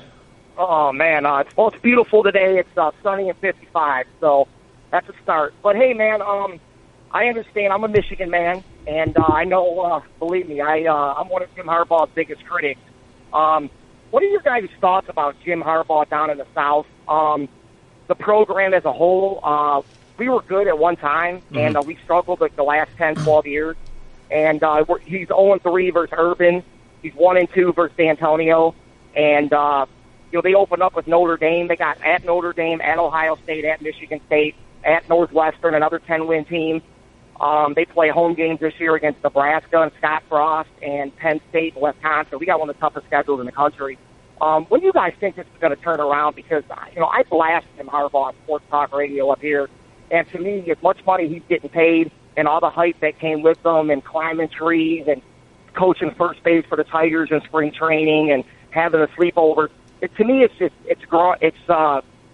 tiresome. And I just want to get your guys' thoughts on Jim and the program and what do you guys expect from us this year down there? Because we're not on Alabama's level. Hell, we're ain't even on South Carolina's level right now, and I'll be honest with you, man. But I just want to get your guys' thoughts. Troy, in Detroit, I've made no bones about my feelings of Jim Harbaugh on this program. I've said it many times that over the last couple of years, I think he's the Kim Kardashian of college football. And anytime I see a coach chasing headlines as opposed to putting a product on the field, I think it's a joke. And I think that's where Jim Harbaugh is right now. And I think when it comes down to it, if you ask me, we're talking about these predictions of what happens in the future of 2028. Forget 2028. I think with the way that this schedule sets up, the fact that he hasn't really been able to beat Ohio State, he has struggled against the team in East Lansing with the Spartans. I would not be surprised right now when you're talking 2019, you're talking about Jim Harbaugh and what NFL team that he's going to be coaching down in Ann Arbor. And guess what? That may not be a bad thing. He made Michigan football relevant again, but guess what? So did Butch Jones. And how did that work out for him? You chase headlines. You fall too close to the sun, you're going to get burned. And that's the situation with Jim Harbaugh. Most overrated coach, I believe, in college football. 855-242-PAUL is the phone number. Peter Burns in for Paul Finebaum. You're listening to the Paul Finebaum Show podcast. All right, welcome back into the Paul Finebaum Show. Peter Burns sitting in for Mr. Finebaum. Marcus Spears is going to be sitting right there here in a couple of minutes, about 10 minutes away till he joins us. I always love it when this young lady calls. Let's go out to Missouri. Hey, Millie, how are you? How are you doing today and your little one? Little Bo Burns is doing great. She has finally moved to solid foods. I know you were excited about that update, and so now she had a little mango quinoa this morning. She's living the best life right now. Good. Listen, you were talking about something about 2028. Yeah. What I would like to see. I know it's probably a little bit of a fantasy, but I'd like to see Missouri win the title, the big title. Sometime. Yeah. All right, the Missouri Tigers. Maybe Barry Odom is going to be that guy. I'll tell you what, I love Drew Lock. They're going to need to get more players like him. More importantly, forget about the Missouri Tigers. Millie, what are you going to be doing in 2028? Like, what places of the world is Millie going to be visiting? Well, the only place that I've had the yin to visit, and that's you guys in Charlotte, But Paul seems to think it would be too much just because I've got a walker. But if I might surprise you all one of these days. Listen, when Paul is there for SEC Nation a little bit later this year, you're going to have to, come on, you're going to have to visit and make sure you say hello. Can you do that? Oh, I want to see it. I'd like to see all of you guys, though, at once, if I could be so lucky. And that's why I figure Charlotte would be the perfect place, because you all work there, That is true. Millie, we will make sure that, listen, it's not going to take 10 years to get that done, but we will get that done soon enough, okay? Okay, and listen, there's another thing that's concerning me. With them changing how they play football, isn't that going to be a little difficult for you guys who report the game to keep up on all the new rules and everything? I don't understand this 25-yard line and that the safety is. It's getting confusing.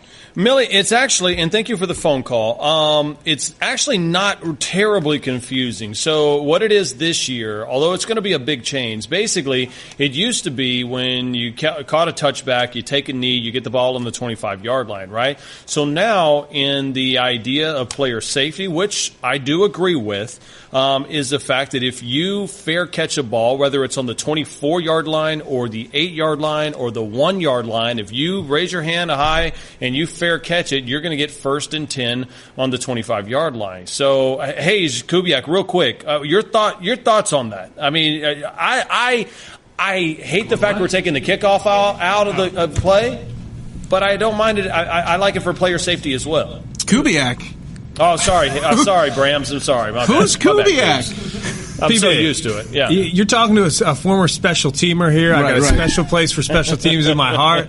I hate the new rule. I hate it. I think it takes skill for a kicker to do a sky kick and drop it on the 2-yard line in the corner and pin somebody. There was a massive play in the national championship game where Alabama pinned Georgia inside the 15-yard line off a kick. Got to take that away from the game? Don't like it. Hey, Kubiak, what do you think over there? I think we got 20 seconds left in this segment. There he is. He's Kickers are people, too. Kickers are people, too. You know who else is a person? That would be Marcus Spears. The Big Swagu is going to join us for a whole hour. Peter Burns sitting in for Paul Finebaum. You're listening to the Paul Finebaum Show podcast. Put a little cherry on the top. This is the best Do you hear me? of the Paul Finebaum Show podcast. What up? I promised you Marcus Spears for hour number 3 of the Paul Finebaum Show, and I'm sorry I did not deliver. I'm now here with the artist formerly known as Skinny Marcus Spears. My man, what is happening here in studio? Brother? I feel like I've been talking to you all day. So. I know. Well, we have. We do the morning show over the new SEC Sirius XM channel, 374, #branding. But my man, so what people don't know, we do the morning show together, but I do it out of my house, you do it out of yours. So we don't see each other. I don't get a chance to see you, which is not necessarily a bad thing. Not a bad thing. Right. I can only handle so much, Peter Burns. Thank you. I appreciate that. Sundays we do our show here for ESPN, which is great to see you for 2 hours on Sunday. That's all I need to see you. That's it. That's it. That's the best thing. Look at right now. Look at the camera. Give him the one shot right there. Give him the sweat. How about that? Skinny Marcus Spears. Are you serious? It is weird looking at myself on camera. No, I'm serious. Like right now, we used to have a super wide lens from when you would come in here and hang out with Paul. I was super fat. And now, you weren't super fat. I was super fat. I would go so far as to not call you super fat. Husky? See, here's the problem. We're a little husky. Here's the problem. That was the issue. Mm-hmm. That was nobody wanted to tell you were fat. That was my issue. No, you're a big dude. Like, that was always dude, you're a big guy. I'm 185 pounds. I know. Hey, listen, there's no way I'm going to roll in and be like Marcus. Hey man, you that dad bod, you're taking it to a whole different level. You need to put the fork down. I can't do that. That's what somebody should have told me. What is the weight loss thing? I'm 56 down, man. 56 pounds down. That's 2 Paul Finebaums. That is 3 Paul Finebaums. 3 Paul Finebaums. I got 40. I can't add 44 more pounds. 44. My goal was 100. Here's the thing. Here's what I tell people on social media. When I started this journey, is that I don't have a time frame. I think people get caught up in that. People get caught up in, I want to be this by this, right? I just wanted to be healthier. Yeah, that was the bottom line. You feel better? You feel good? Oh man, the energy. Yeah. And I tell people the thing that's been great about me losing weight is the ability to sleep.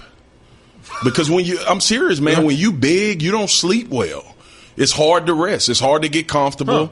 And I got to shout out my wife, Aisha Spears, because she was like, "Look, it's you've taken long enough after retirement." It's just like, hey, just be like that. Yeah, come on, get I need you around. We got 3 kids. All right, I need you around because there's a story that I've been waiting to get into today, and I knew you were going to be fired up about it. So let's go ahead and show you the headlines of what this is. If you think Jalen Hurts is just giving up on Bama, you clearly don't know him. Now that headline doesn't make a whole lot of news, right? Because I think we all agree, Swagu, that Jalen Hurts is a dude. Right? He's the real deal. 26-2. The guy can play, but his dad, Averion Hurts, said, "I told Jalen, you quote messed up," and that's the FCC compliant version. You put yourself in this situation, but it talked about the idea of Jalen Hurts and whether or not he transfers if he doesn't get an opportunity to play.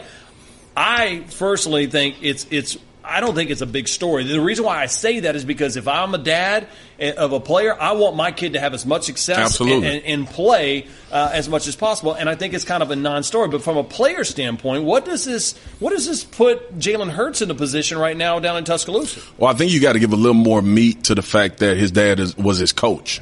That's number one. Yeah. Number 2 is the bottom line is this, right? And Jalen was great. Character was great in the championship game when he got pulled. All of that stuff that transpired, he handled it with a lot of class. But class doesn't mean you don't want to play. Mm-hmm. And I think a lot of people get that confused. If you think Jalen Hurts and the way he performed for the first 2 years is going to be easy for him not to be the starting quarterback, you're out of your mind. He's a competitor. I've been around this kid. He's an uber competitor. So for him not to have that opportunity, and it's a legit battle. Everybody has these notions that it's already settled. I'm one of those guys where I would put my money on Tua being the starter. I think that's fair. That's fair because he adds an element that Jalen hadn't really shown to be strong in the area of throwing the ball downfield. At that same point, Jalen Hurts has also had not 1, not 2, not 3, but 4 different offensive coordinators. He's had not 1, not 2, not 3, but 4 different quarterback coaches. But that's hard as hell to get past. That's the point, PB. You don't think Jalen would make that argument? That's true. So for me, the story is – stories are stories until something materializes. I think everybody agree with that. We've been doing media a long time to understand that is what it is.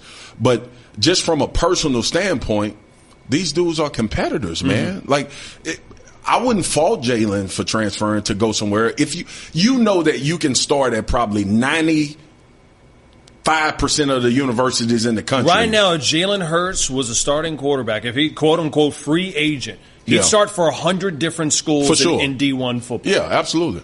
Probably about 13 of them here in the conference. Probably 10 of them in the conference. So it's not really, I know Alabama fans. I've been on the show enough to know that there will be a lot of talk and the message boards will go crazy. Just keep in mind that these kids want to play.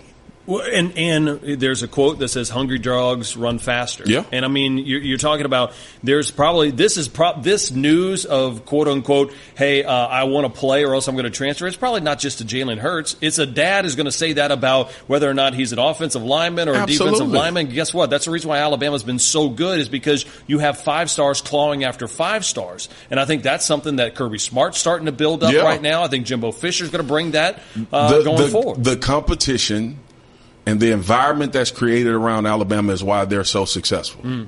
Because you always are either a play are a game away from somebody else getting a shot and rushing for 1,000 yards that season or throwing for 2,000 yards. That is the climate of that university. That's why the success has been sustained and it's been there. So for me, it's a big story because of what Jalen has done. Mm-hmm. But we've seen Alabama quarterbacks transfer. Sure. One just transferred from Georgia because he got beat out by a freshman. Right. So it's not a figment of the imagination that Jalen Hurts may look at this situation and say, I can go start somewhere and make a team better. By the way, I don't think there's a chance that any of that happens coming up this offseason. Whether or not, let's say that, and that's one of the reasons why, to his credit, I think it truly is a quarterback race all the way up until week 1 because Tua's going to be behind the curve when it comes to actual taking snaps here in spring. That's the thing, PB. Jalen was in the same situation. Right. Until he came in against Florida State. So Saban is going to give you the opportunity to win the job. Mm-hmm. And it doesn't matter what job it is. Now, you have some places where quarterbacks are supplanted, and ideally, that's what you want as a head coach is to know who your guy is. But he seemed to do pretty well not knowing who his quarterback was going to be. You know what? I want Nick Saban? I want Nick Saban to go ahead and look at the camera and go ahead, give me the fancy one shot for those and go, it ain't going to matter, all right? It ain't going to matter. Who do you want me to play? Huh? You want me to play Daniel Brams? You want me to play? By the way, you're no longer Big Swagu. You're medium Swagu on the show. You're medium Swagu. God. You can no longer be the Big Swagu. You looking all skinny and European over there? What is going on? Are you going to wear Jordan Rodgers stuff now? No. Because I see Boog getting all fancy and stuff, wearing these tight shirts. This is to all of the SEC network, SEC fans that see me. Mm-hmm. I will not change because I'm smaller. All right? I'm a big dude at heart and at mind. Yeah. I just had to make a better decision about my health. All right. So now you're going to be able to fit into better gear. So that's going to be it's going to cost I'm looking forward. It's going to cost you. Hey, you're actually working, believe it or not, this weekend. You were actually on the schedule. I was shocked when I saw you because you're actually going to be calling. You're going to be on the sidelines for the LSU game. I'm super excited about this because like we were talking this morning, one of the first things that I enjoyed about media when I started paying attention was when Tony Siragusa was doing sideline. Goose. Because it was fun. It was a player. It was relatable. Lugs does a phenomenal job on that crew that Mac does. Cole Kublik does a great job on our main crew on SEC Network. I enjoy that facet of the game. I think a lot of people learn a lot about the game with a guy being on the sideline, being able to tell you real time what's happening. I just spent 2 days down in Baton Rouge talking to those guys. What do you want to ask me about your former team? Like what are you most looking forward to finding out about LSU football in 2018? Is O letting loose? Personally. Not yet. Right. But I will tell you this. Medium. I almost called you Big Swagu. It's medium. Petite Swagu. That's what I want to call you, my man. He's more comfortable now that with Steve Ensminger as the offensive coordinator. I don't think Steve Ensminger on paper is as good of an offensive coordinator as Matt Canada. I don't think that can be denied. I think that it's all about fit. Sometimes Kyler Murray wasn't a good fit, a 5-star fit over at Texas A&M, right? That just was not the fit, but they went after him, right? Because he's a 5-star guy. Matt Canada is the Kyler Murray of offensive coordinators for LSU. Yeah. He looks like a great fit, but he wasn't. I think with Steve Ensminger, you got more of a 3-star offensive coordinator, but that made Ed Ogeron a little bit more comfortable because you and I talked about it. That's an issue with Coach O right now. I'm going to tell you something about Ems that I think a lot of people, we become calibrated to like sexy hires in college football. Like we want the name, we want the background, all of that. And that matters because usually you get the name because of success. Here's what Ems is going to do though. He's going to find what's best for the guys on the field. And I think sometimes it's a very overrated. What in the hell does that mean? That is such a football. I'm about to tell you. Okay. It's a very overrated thing when you have a coach with a philosophy, right? Because if you have 11 guys on offense that can't run the philosophy, you're not going to have success. That may very well work somewhere else, and you're known as one of your Broads Award finalists as the best assistant in the country. But you have to tailor the game and how you call plays to the players that you have. For instance, if I go to your house and I try to make jambalaya, you got to make sure you got the right ingredients. You got to make sure. Are you still allowed to eat jambalaya? Not much. God, you're going down to Baton Rouge and you're not going to be able to eat crawfish, some etouffee, some boudin. I'm not dead. Unbelievable. Beignets. I have my moments where I feel like, okay, I put a lot of work in, I can have a meal. See, the problem you're basically dead if you go to Baton Rouge and you can't eat good fried seafood. Right, but the problem is I wouldn't have a meal, I would have a day. And then it would turn into a day and a half, and then weekend. 2 days, and then it'll be a cheat week. Yeah. Now I've been able to scale back. I've been able to fix my mind around. I can have a meal and then go back. My whole idea was to go 90%, 10%. 90% of the meals that I eat are good, effective, healthy for my body. The 10% is when I just want to wild out. Like my cousin's getting married in Cancun in a couple of weeks. I'm going to eat in Cancun. That's a celebration. Like, I'm going to eat. But I will be on the beach working out, too. And you know what? You look a whole lot better with your shirt off now than you did in a couple weeks ago. What? He is Marcus Spears. In Spears 96, myself at Peter Burns at ESPN. I tell you want to take some phone calls? Let's do it, man. Right, I want to talk to the people. I haven't talked to them in a long time. 855-242-PAUL. Hit us up. Peter Burns, Medium Swagu, taking your calls next on the Paul Finebaum Show. You're listening to the Paul Finebaum Show podcast. Welcome back, everybody, to the Paul Finebaum Show here with Lil Swagu, Marcus Spears, 56 pounds down. And we've been having some fun. We're taking your phone calls. Dan Mullen, hang tight. He's going to be joining us in about 10 minutes. You want to hear what the man down in Gainesville has to say. I always want to hear what this man has to say. Shelby, Alabama. Uh-oh. What's up? What's up, L-Dog? What's happening, Larry? What's up, Swagu? What up, L-Boogie? Hey, man, ain't nothing kicking like a chicken, Jack. That's what I'm talking about, brother. How the bass biting right now, L? Man, I'm telling you, I sent Rich from ATL some awesome photos. I caught one over 8. I go out there right now and catch me 10 or 12 crappie, come home and clean them. Ooh, slab, baby. Yes, sir. So, ooh, man. None of them crappie under 12 inches. Yeah, none of them they call wraparounds. You cook and wrap a piece of bread around them. Hey, check this out, Jack. You talking about health, I'm with you on that, on the beer thing, too, because my heart doctor, when I had quadruple bypass, he come in there in recovery a couple of days and said, hey, now, you do understand you can't lift, he's from India somewhere, you can't lift anything heavy. And I said, well, what do you think a 12-pack weighs, Doc?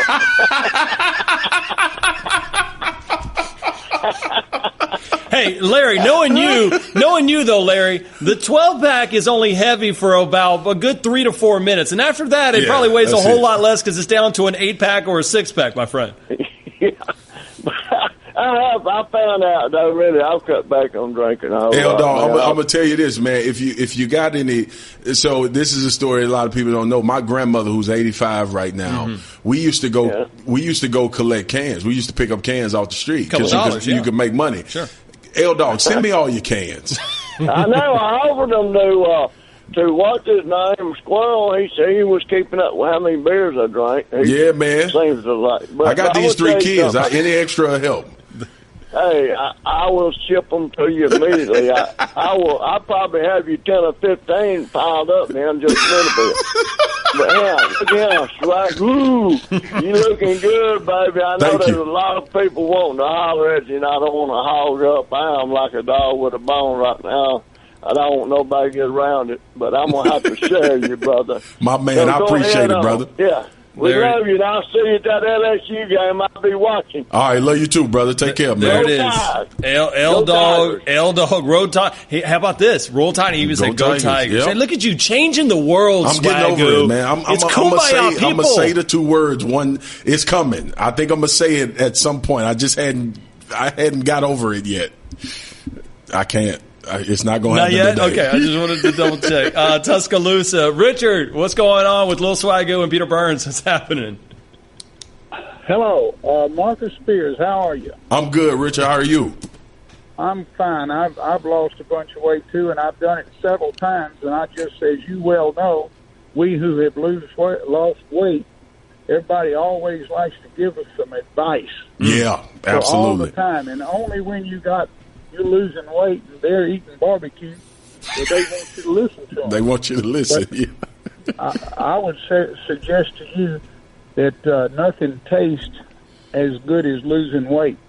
Gotcha. So, anyway, but that's not why I called. I called because I think that one of the main reasons, and we all know that Tua played a great ball game in that second half, and it was amazing to watch his eyes where he was so focused, and it seemed to me that he didn't even know anybody else was in the building. Mm.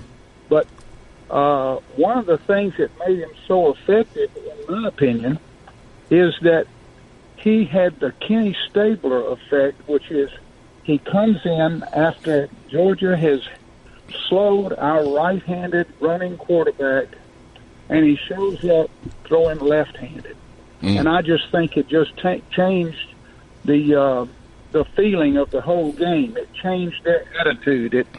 It was just entirely different, and it caught them off guard, I believe. Yeah. I don't care how they can say that they were really ready for that young man, but he was, and you got to give a lot of credit to Jalen.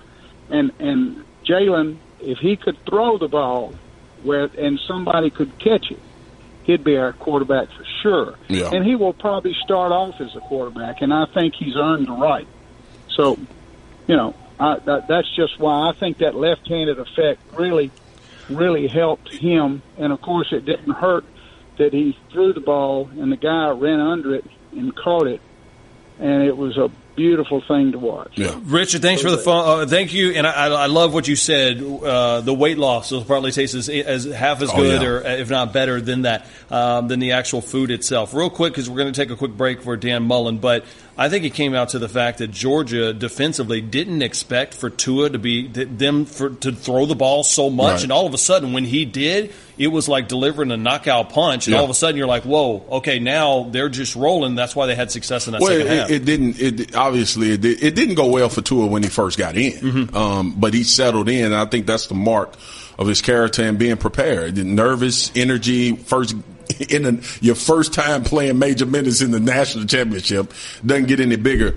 I love what Tua did, but I hear people talk about this quarterback situation at Alabama. I hear people talk about how great of a job Tua did.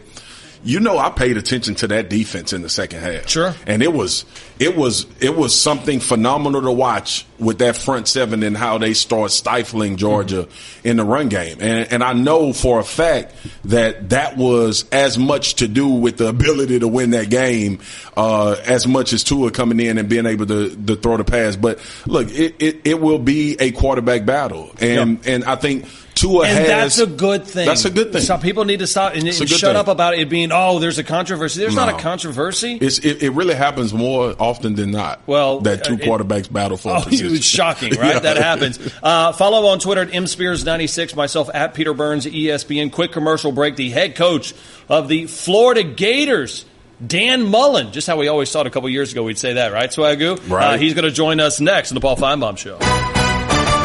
You're listening to the Paul Finebaum Show podcast. You're not worth a flip. I'm a one-trick pony, literally. I show up at kids' parties and act cute. That's pretty much it. So excuse me for being bitter. When Geico says not only could we save you money on car insurance, but we do more. Like give you 24/7 access online, over the phone, or even via our award-winning mobile app. Well, ooh la la, aren't they multi-talented? Hey, I said organic carrots. Geico. Expect great savings and a whole lot more. All right, welcome back into the Paul Finebaum Show. Peter Burns, Marcus Spears with you. Let's get a quick phone call in before we get Dan Mullen's getting mic'd up. Memphis, Tennessee. Don, thanks for joining Peter Burns and Marcus Spears. What's up? Oh, not much. How are you doing, Mr. Burns? And Mr. Spears, how are you? Good. How you doing, What's Don? up, bud? Oh, doing great. I'm glad to see you there. Been missing you, sir. Thank you, man. Appreciate it. Well, I wanted to just bring up a point. I called Paul a couple of times there. Called Paul, but there's new rules and stuff. I'd like to see some of the get rid of the, under previous review because it takes more time, it breaks up the drive and all that, Yeah, I want people to be safe, but let's don't ruin the football game. I'd like to hear y'all's opinion on it and more of it. I appreciate it, sir. Yes, sir. Thanks for the phone call.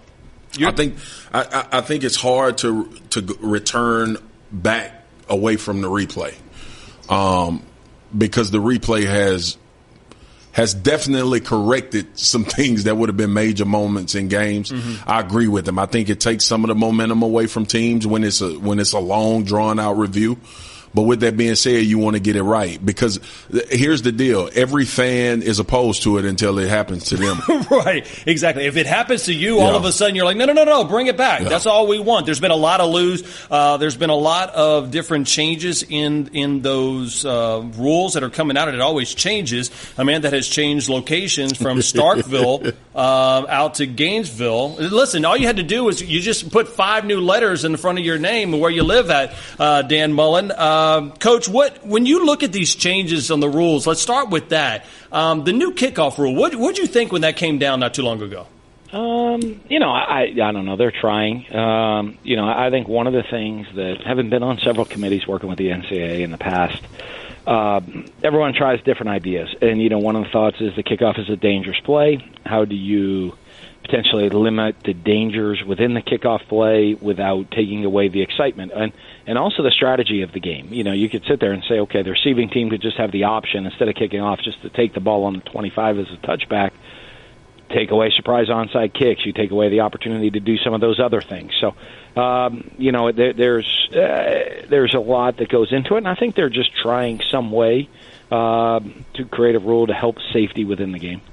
Dan, is there a sense of nervousness with trying to teeter that fine line, not taking away what the game of football really is and trying to make it safer with players? How much thought goes into that from you as a head coach? Well, I think there's a bunch, but I think all the committees. I think a lot of people, when it comes to that way, when you look at the rules committee, is trying to keep player safety in mind. They don't do that with all the things. Look at training camp, what they've done with training camp, and that I don't know that they've created. I think they've actually created a more dangerous situation with the training camp rules they've just implemented. But I do think when it comes down to the rules of the actual game on the field in the game, everyone tries as best they can to create safety for everybody within the game itself, and to without changing what the game's all about. But you know what? The game changes throughout the year. So yeah. I think that's a big deal. Dan Mullen, head coach of Florida Gators, joining us on the Paul Finebaum Show. Coach, how many times have you gotten lost in Gainesville so far? You know where you're I haven't lived here before. I got a little bit of a head start. So you know what? But what got me is my depth direction. So I'd be sitting here when I got back. I'm like, oh, that's going to be on the next left. But it's actually like 4 or 5 blocks still ahead of me. I'm like, well, I thought that was a lot closer before. Or I thought something was a lot further away before, and I go blowing by where I'm supposed to go. But generally, I've kept myself in the right direction. Do you have a new jogging route? Because I don't know if you're seeing you can't see us, but Marcus Spears has lost 56 pounds, so he's on that Dan Mullen kind of runner's diet. So love it. Do you have it? But you know what? I'm working my paths around. I got to find, and it's because it's distance-based. You got to get your distance and your time down.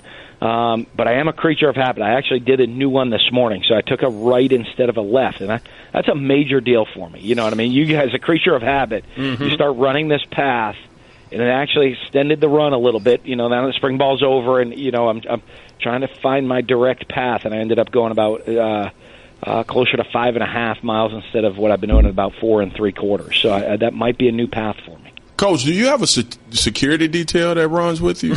Like the president? Yeah. Hey, I'm not as big time as Marcus. I'm not as big time as you are. I'm just me. And so I run on. Hey, the great thing I have going for me, I'm still undefeated at the University of Florida. That's true. I've never lost a game here. So as the head coach. So, everybody still loves me right now, so I don't think I need that security just yet. Coach, did you get a house? Give me some time, though. I'm sure I might need some. Did you get a house by the water so I can come catch some peacock bass and fish? Are you by the water anywhere? Listen, man, we're down here in Gainesville, Florida. I mean, I love looking at the water, running by the water. but there's a lot of stuff in that water that I don't always love. And I don't need it crawling up into my backyard either. Hey. So, yeah, there's great water by my house. When we get a house, we're going to build a house there. There's great water in the backyard. It's called a swimming pool. I was going to say, you know where Dan Mullen's nice building? And fenced in and protected from all of that weird stuff on the outside. I was going to say, you know where Dan Mullen's going to build his house? Wherever Megan Mullen wants that house built. Yeah, because we always know who's the boss in that family, right? I will say this. We did rent a place that we're living in temporarily, and the one night she's like, all right, you coming home? I said, no. She said, why not? I said, because I don't know where we live. So you can text me the address, and I'll put it in my GPS, and I'll got to figure out where to go home to. Put your mama on the phone. Put your mama on the phone. How do I get – is it a left or is it a right? Dan Mullen, head coach of the Florida Gators, joining us. What was that like, being back down in the swamp, seeing that field, seeing 50,000-plus cheer on a team that you beloved, and now you get an opportunity and the honor to coach here in the SEC?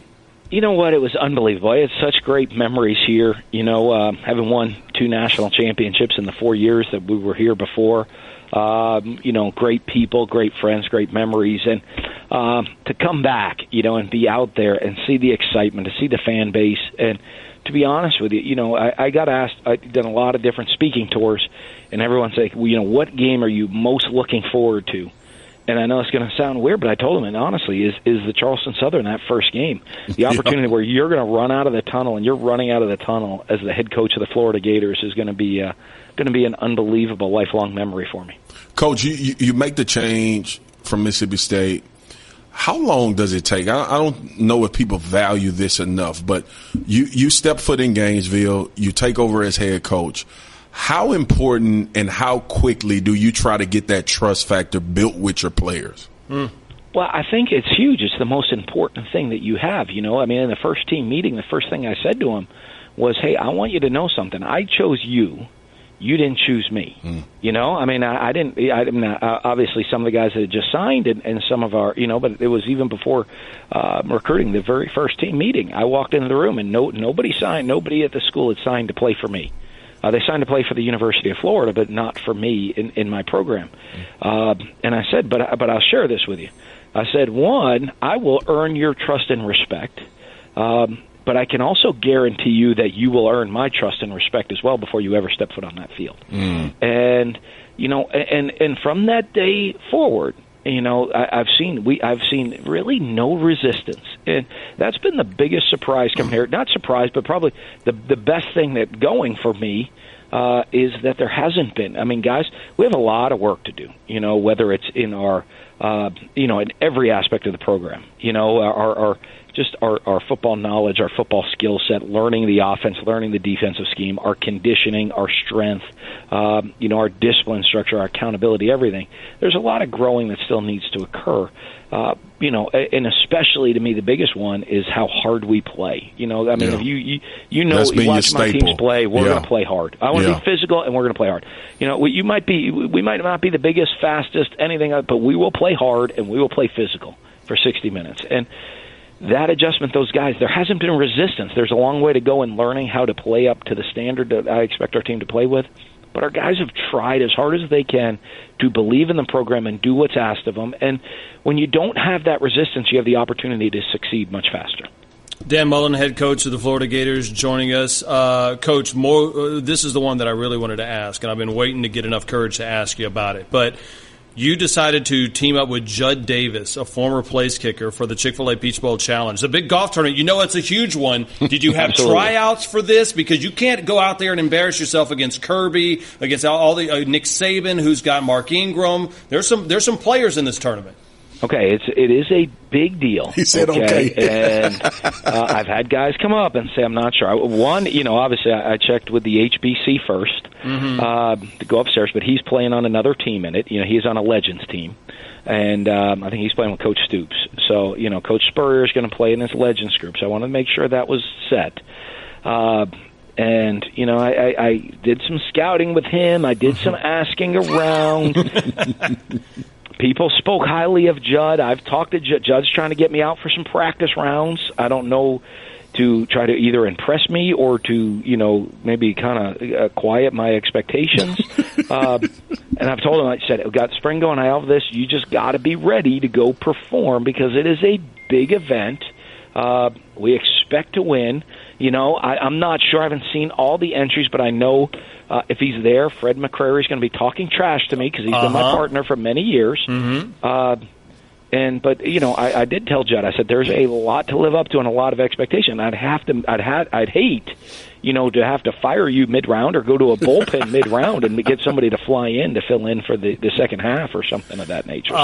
Listen, I was there last year. I've hosted it before. Kirby Smart takes this thing seriously. Like, I'm being serious. Like, he is going to be grinding and coming after you. Forget the football game. This is the first big battle that we're going to see at that Chick-fil-A Peach Bowl Challenge. And I don't want you to just kind of just show up and assume that it's going to get done. If not, if you're bad at the turn, we're going to need Little Mullen to step in and do the work. Yeah, Cannon could come in and pick it up for us a little bit. But I will say this, if you're going to go, you got to go with, you go with a specialist. I mean, those guys, that's all they do is play golf, right? The punters and the kickers. Why everybody else, right? Marks will tell you this, why everybody else is practicing, right? When you play in the NFL, those guys are working the chip. They're working the short game over there, right? And they're getting it right. So I think it's a way to go. I tried, there were several PGA players that were, I was going to try to reach out, get, Billy Horschel, I think, was set to come in. When you look at how to do it, of can I go the PGA route and let's see who we can get on board to come play for us, and they rejected all the golfers. So the PGA, there's no PGA players allowed. So I went with the specialist. That's a good thing, Coach. Coach, I got to ask you this. This is my last one. I know the work it's been a tremendous amount of work, and you've done a lot of things leading up and trying to get your guys prepared for the season. But how much fun are you having being back in Gainesville? I'm having a great time. One of the fun things is the excitement of coming in and installing the program again. That excitement, that great challenge ahead of us to rebuild the Gator standard to what it is, which was, when I left, we'd won 2 out of 3 national championships, and they were hoping to compete for a 4th. I think the next year they finished 13-1, and there was a standard of play here, and it's exciting to get that back. And and I'm having a lot of fun doing it. Well, I did, yeah. You were visiting all the sorority houses trying to get them to head on out to the game. So, listen, you're doing the Lord's work, if you do that, Coach Mullen. I went to some fraternities, too. That's true. But generally speaking, if all the sororities show up, then the fraternities follow, right? I don't know. That's just a theory I have. I think it's a smart one. He's the head coach of the Florida Gators, Dan Mullen. Tell Cannon my swing is all messed up, so I'm going to have him FaceTime me and look at my swing. That's what happens when you become a dad. You don't have enough time out there on the golf course, right? At least Megan, I got the good little pajamas for both, so we're in good shape. Hey, Coach, good luck in that tournament. Good luck in the season. We'll talk to you soon. Awesome. Thanks, guys. Have a great day. There he is, the head coach of the Florida Gators, Dan Mullen. I think he is indeed having fun, and it is. It's a situation where it's a new spot, and we saw that it kind of got a little stagnant for Mark Richt and kind of a little stagnant for Steve Spurrier at South Carolina. I don't think it ever became stagnant because Mississippi State is going to be rolling. Joe Moorhead, they left the cupboard very stocked down in Mississippi State. He's going to have success, but they're looking forward to what he's going to bring, a lot of fun and optimism out to Gainesville. Peter Burns, Marcus Spears, quick commercial break. Your phone calls coming up next. The Paul Finebaum Show. You're listening to the Paul Finebaum Show podcast. Welcome back in to Peter Burns, Marcus Spears, rolling with you. A couple of quick phone calls for the break. Georgia, we go. Bill, what's happening? Oh, not much. Just enjoying the show today. We're having fun, man. Listen, I've got a question for who will always be the Big Swagu. Yeah, my man. Yes. Thank you. I want to know about the Georgia LSU game this year. What's your take on it? Georgia is the better team. I always go with the most knowns when it's preseason, when it's in Steve Spurrier's old adage, talking season. Mm-hmm. I go with Georgia, but I think you look at the season, right? Georgia comes in with knowing who their quarterback will be. They've built this offensive line. The number one thing is, I think the greatest dynamic from year one to seeing what Kirby did last year was you see the progression of a team learning how to win. His first year, they had some games where they struggled down the stretch. There were stretches in games that they possibly could have won that they didn't know how to finish. You saw him go to Notre Dame and get a big win last year. That builds character. A lot of those guys, they lost a lot of talent, which is why I'm a little bit reserved until I see Kirby have the ability to keep this thing going with the players that he's bringing in. But with that being said, when you learn last year, the lessons that they learned, giving up a 13-point lead to Alabama in the national championship, you walk away from that game saying we should have won that game. And there's not a lot of people walk out of the stadium saying they should have beat Nick Saban in a national championship. But that's a learning experience. For as bad as it hurt for a lot of those guys on that team last year, they should learn from that. It teaches you lessons, and I think I give them the edge in that category. They've played in bigger moments than LSU recently. They've had more on the line than LSU, so I give them the edge in that game leading up to this season, Bill. Yeah, of course, one big thing though in the game is at LSU. Oh yeah, and that matters. Saturday night in Death Valley is a tough place. You know what? I can smell not the fish fry. You're talking about stinking up the grease. I can smell Tiger Stadium at that point. I'm excited about it, man. I will tell you this. I think the LSU season opener against Miami is the biggest game in LSU program history in the last decade. Oh. Because they win that game, all of a sudden, you talk about learning to win. This is a bunch of new guys under O. I think they feel that. Yeah. You lose that game, that could be a struggle. And two, I'm tough on my alma mater. But two, and I went in on them last year on Thinking Out Loud, but they responded after they lost to Troy. Yeah. And that builds character, man. It matters about how you respond in this game. It matters. I miss your Musk. I'll talk to you soon. My man. Monday, Golick and Wingo. That's Marcus Spears. You're listening to the Paul Finebaum Show podcast. Put a little cherry on the top. It was Big YOG, bring your own guts. This is the best Do you hear me? of the Paul Finebaum Show podcast. There you go. 3 hours down, 1 to go here on the Paul Finebaum Show. Peter Burns filling in for Mr. Paul Finebaum. Thanks to Marcus Spears, who spent the last hour hanging out. Now is me, you, and the phone calls. 855-242-PAUL. You can hit me up on Twitter as well, at Peter Burns ESPN. I had an opportunity to go to LSU, Georgia, Kentucky, Mississippi State, and Ole Miss in those camp tours. So you want me to answer your question about those teams? Give us a call, 855-242-PAUL. Let's go ahead and go to Columbia. Elmer, you've been hanging tight, man. I appreciate it. Yeah, hi. How are you? I'm doing well, Elmer. How you doing, sir? I'm doing well. I'm impressed with your little one passing a milestone. I had a little one like that a number of years ago, and she's passing a milestone. She's going to start her residency. Very cool, Elmer. Very cool. In pediatrics at Greenville Hospital right now, so they grow up. But I want to talk about Alabama and their 5 national championships. Back in 2016, there was another team going for a national championship. The fifth national championship in a row, like Alabama, and they got beat by James Madison. So they came back this year like Alabama did, and they won their 5th. So they got 5 out of 6, just like Alabama has 5 national championships. And I'm wondering about the coaching. They did that with about, 3 coaches. Alabama did it with 1.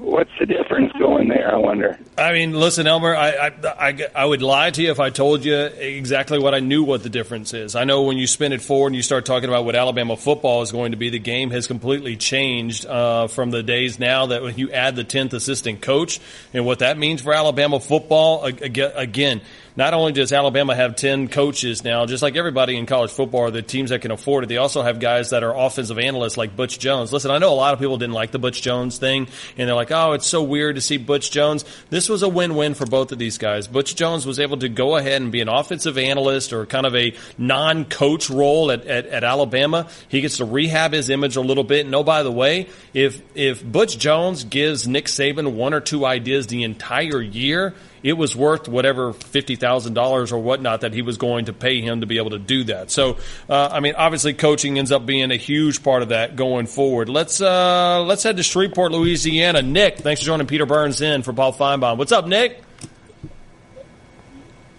Nick, how you doing, man? All right, we'll go back to Nick here in a little bit. Bristol, Virginia. Walter, what's going on? Hey, how are you today? Doing well, man. I want to talk about the Florida Gators spring game, and what do you think about how it looked, and do you feel like the coach is bringing back the style early, because people think it's maybe 2 to 3 years is when probably Florida Gators be back on top. Walter, it's a good phone call because, I think that was the one deal that we just had from Dan Mullen is the fact that he looked into his team's eyes and says, I choose you. You didn't choose me. And I thought that was really important because I don't think we talk enough about the dynamics of a locker room in which all those kids were either recruited by Will Muschamp back in the day or Jim McElwain. And then all of a sudden, some of these kids were on their third coach, and that'd be Dan Mullen. So Dan Mullen has not only the job of cleaning up what mess was left after the end of the year between the Jordan Scarlett and Antonio Callaway, a credit card fraud situation. He's trying to clean up the academic situation with Florida as well, too. But he has to look at those kids, and not only does he have to recruit new guys, he has to recruit the guys that are on the team. And that's a major thing. With Dan Mullen, I don't know what we're going to see after a spring game. I don't think you can really tell as long as there wasn't any huge injuries, which obviously there was, one of those being C.C. Jefferson, who he'll be fine. He'll be back for fall camp, so Gators shouldn't feel too bad about that. But what I did take from it is Dan Mullen's going to bring offensive fun back to Florida. And there's 2 programs I can't remember that had fun when you watch them in offense. It used to be LSU was a lot of fun on offense. That hasn't been the case down in Baton Rouge. And by the way, in Gainesville, they haven't been fun on offense since the visor was being thrown around by Steve Spurrier. So I think Dan Mullen's going to have that team humming. And by the way, I think he was a much better fit than Chip Kelly. My God, thank you. Thank you everything that Chip Kelly decided to go to UCLA. I don't think he would have fit in Gainesville, and I don't think he would have been the right person for that job. Dan Mullen is, and I think that's why the Florida Gators are going to have success going forward. South Carolina we go. Jacob, what's up? Hey, what's going on? What's happening, Jacob? How you doing, man? I'm doing good. I was wondering what y'all thought about South Carolina with getting Deebo Samuel back, and how you think they're going to move forward, because the last 2 years they went 6-7, losing in the Birmingham Bowl. Then they do a lot better this year, winning the Outback Bowl. Wondering if you thought they would do any better this year.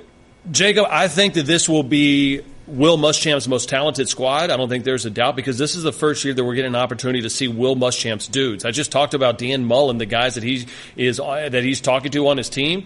A lot of those guys he never recruited. This will be the first opportunity that Will Muschamp has, quote unquote, his dudes in there, right? I mean, the last couple of years, you look at this South Carolina defense, it was okay. It was not Will Muschamp defense. It was not the defense we saw at LSU, the defense we saw at Auburn, the defense we saw at Texas, even the defense we saw at Florida that he built, that Jim McElwain was able to kind of ride the coattails to 2 SEC East championships. So this is the first year we're going to see it. Deebo coming back is huge. I know he wishes that he could hit a pause button and almost redshirt Jake Bentley and Deebo Samuel and just give him one more year to build the depth. I think first 7, 8, 9 guys on the roster on defense are good. I don't think he has the Will Muschamp depth just yet. But I can't wait. I'm already circling game 2 of the season when the Georgia Bulldogs go down there. Shreveport we go. Nick, what's happening? What's going on, Pete? How you doing, man? I lost you a while ago. No worries, man. I want to make sure you got back in here. How can I help you, bud? Hey, brother, I was just kind of wanting to get y'all's feelings on Coach O at LSU. And, I mean, I'm a realist, man. I just don't see him hanging around if he don't start producing some wins. It's just, I don't know, man. It's just not good right now. What is it, Nick, real quick, what is it about Coach O that you like about him? Like, what are the positives that Ed Ogeron brings to the LSU Tigers football program? You know what, man? He the biggest thing is everybody from Louisiana knows, of course, he's from South Louisiana. Mm-hmm. And I believe that's one of the reasons they picked him. They chose him because he's a draw. But that's over. That part of it is over as far as I'm concerned. I think two reasons, right? A lot of LSU people, they said, okay, we'll go with this guy because one, he is from Louisiana, and we all know when Nick Saban put an iron curtain around the state of Louisiana is when he built LSU to be the monster. So there's enough athletes to do it. The number two thing is you brought Ed Ogeron in here, not because he's an X and O genius, right? You brought him in here because he can recruit. Now, how long does it take for you to plug in the holes in recruiting? I just talked about it with Will Muschamp and Dan Mullen. It probably takes 2 or 3 years, right? Man, he's not getting all the 5 stars from Louisiana. But here's the deal. Here's the deal, Nick, and I'm with you. And thank you for the phone call. I understand exactly what you're saying. That it's not the 5-star guys, but for what he had to do was he had to plug the holes that were left. At the end of the Les Miles situation, I like Les. I think Les left the LSU program in a bad spot because there was a decision on whether or not he was going to be back and not. All of a sudden, everybody negative recruited against LSU, and it worked. And it worked against the positions that you can't afford to be weak in. That's offensive line and defensive line. Guess what that Ed Ogeron has brought into Baton Rouge? I was just down there the last couple of days. I was in Ed Ogeron's office. I'm looking at the roster. I'm looking at practice. They are much more, they have a lot more bigger and better depth on the offensive line and defensive line. That's not going to win 5-star guys. 5-star recruits are always going to be the quarterbacks, and it's going to be the wide receivers and the running backs. No, it is you needed to have guys that are either going to be JUCO or a couple of transfers that they got in Giles and Braden over there on the defensive end, the kid from Texas Tech. And that's where they need to get bigger. LSU football on the trenches looks like the LSU football of old, and that's something I haven't seen in the last 2 or 3 years. 855-242-PAUL is the phone number. Josh Kendall of the State talking a little SEC East, and the Gamecocks. That'll be next. Peter Burns in for Paul. You're listening to the Paul Finebaum Show podcast. All right, welcome back into the Paul Finebaum Show. Peter Burns sitting in for Mr. Paul Finebaum. You can hit me up on Twitter at Peter Burns ESPN. You can always give us a call, too, at 855-242-PAUL. Casey, Randy, Blair, Joe, and Red Bay. We're going to get to you momentarily because we have to get to this man. He is Josh Kendall of the State. And this headline came from the State. Mel Kiper thinks Hayden Hurst is going high in the NFL draft. Of course, that's going to be a major player that Jake Bentley was able to throw to last year. We'll see and talk to Josh Kendall now about what direction they go in 2018. Josh, how big of a blow is that when you lose a guy like Hayden Hurst to an offense that was really trying to find its motor in 2017? Yeah, absolutely. If you lose a first-round draft pick, it's a big deal.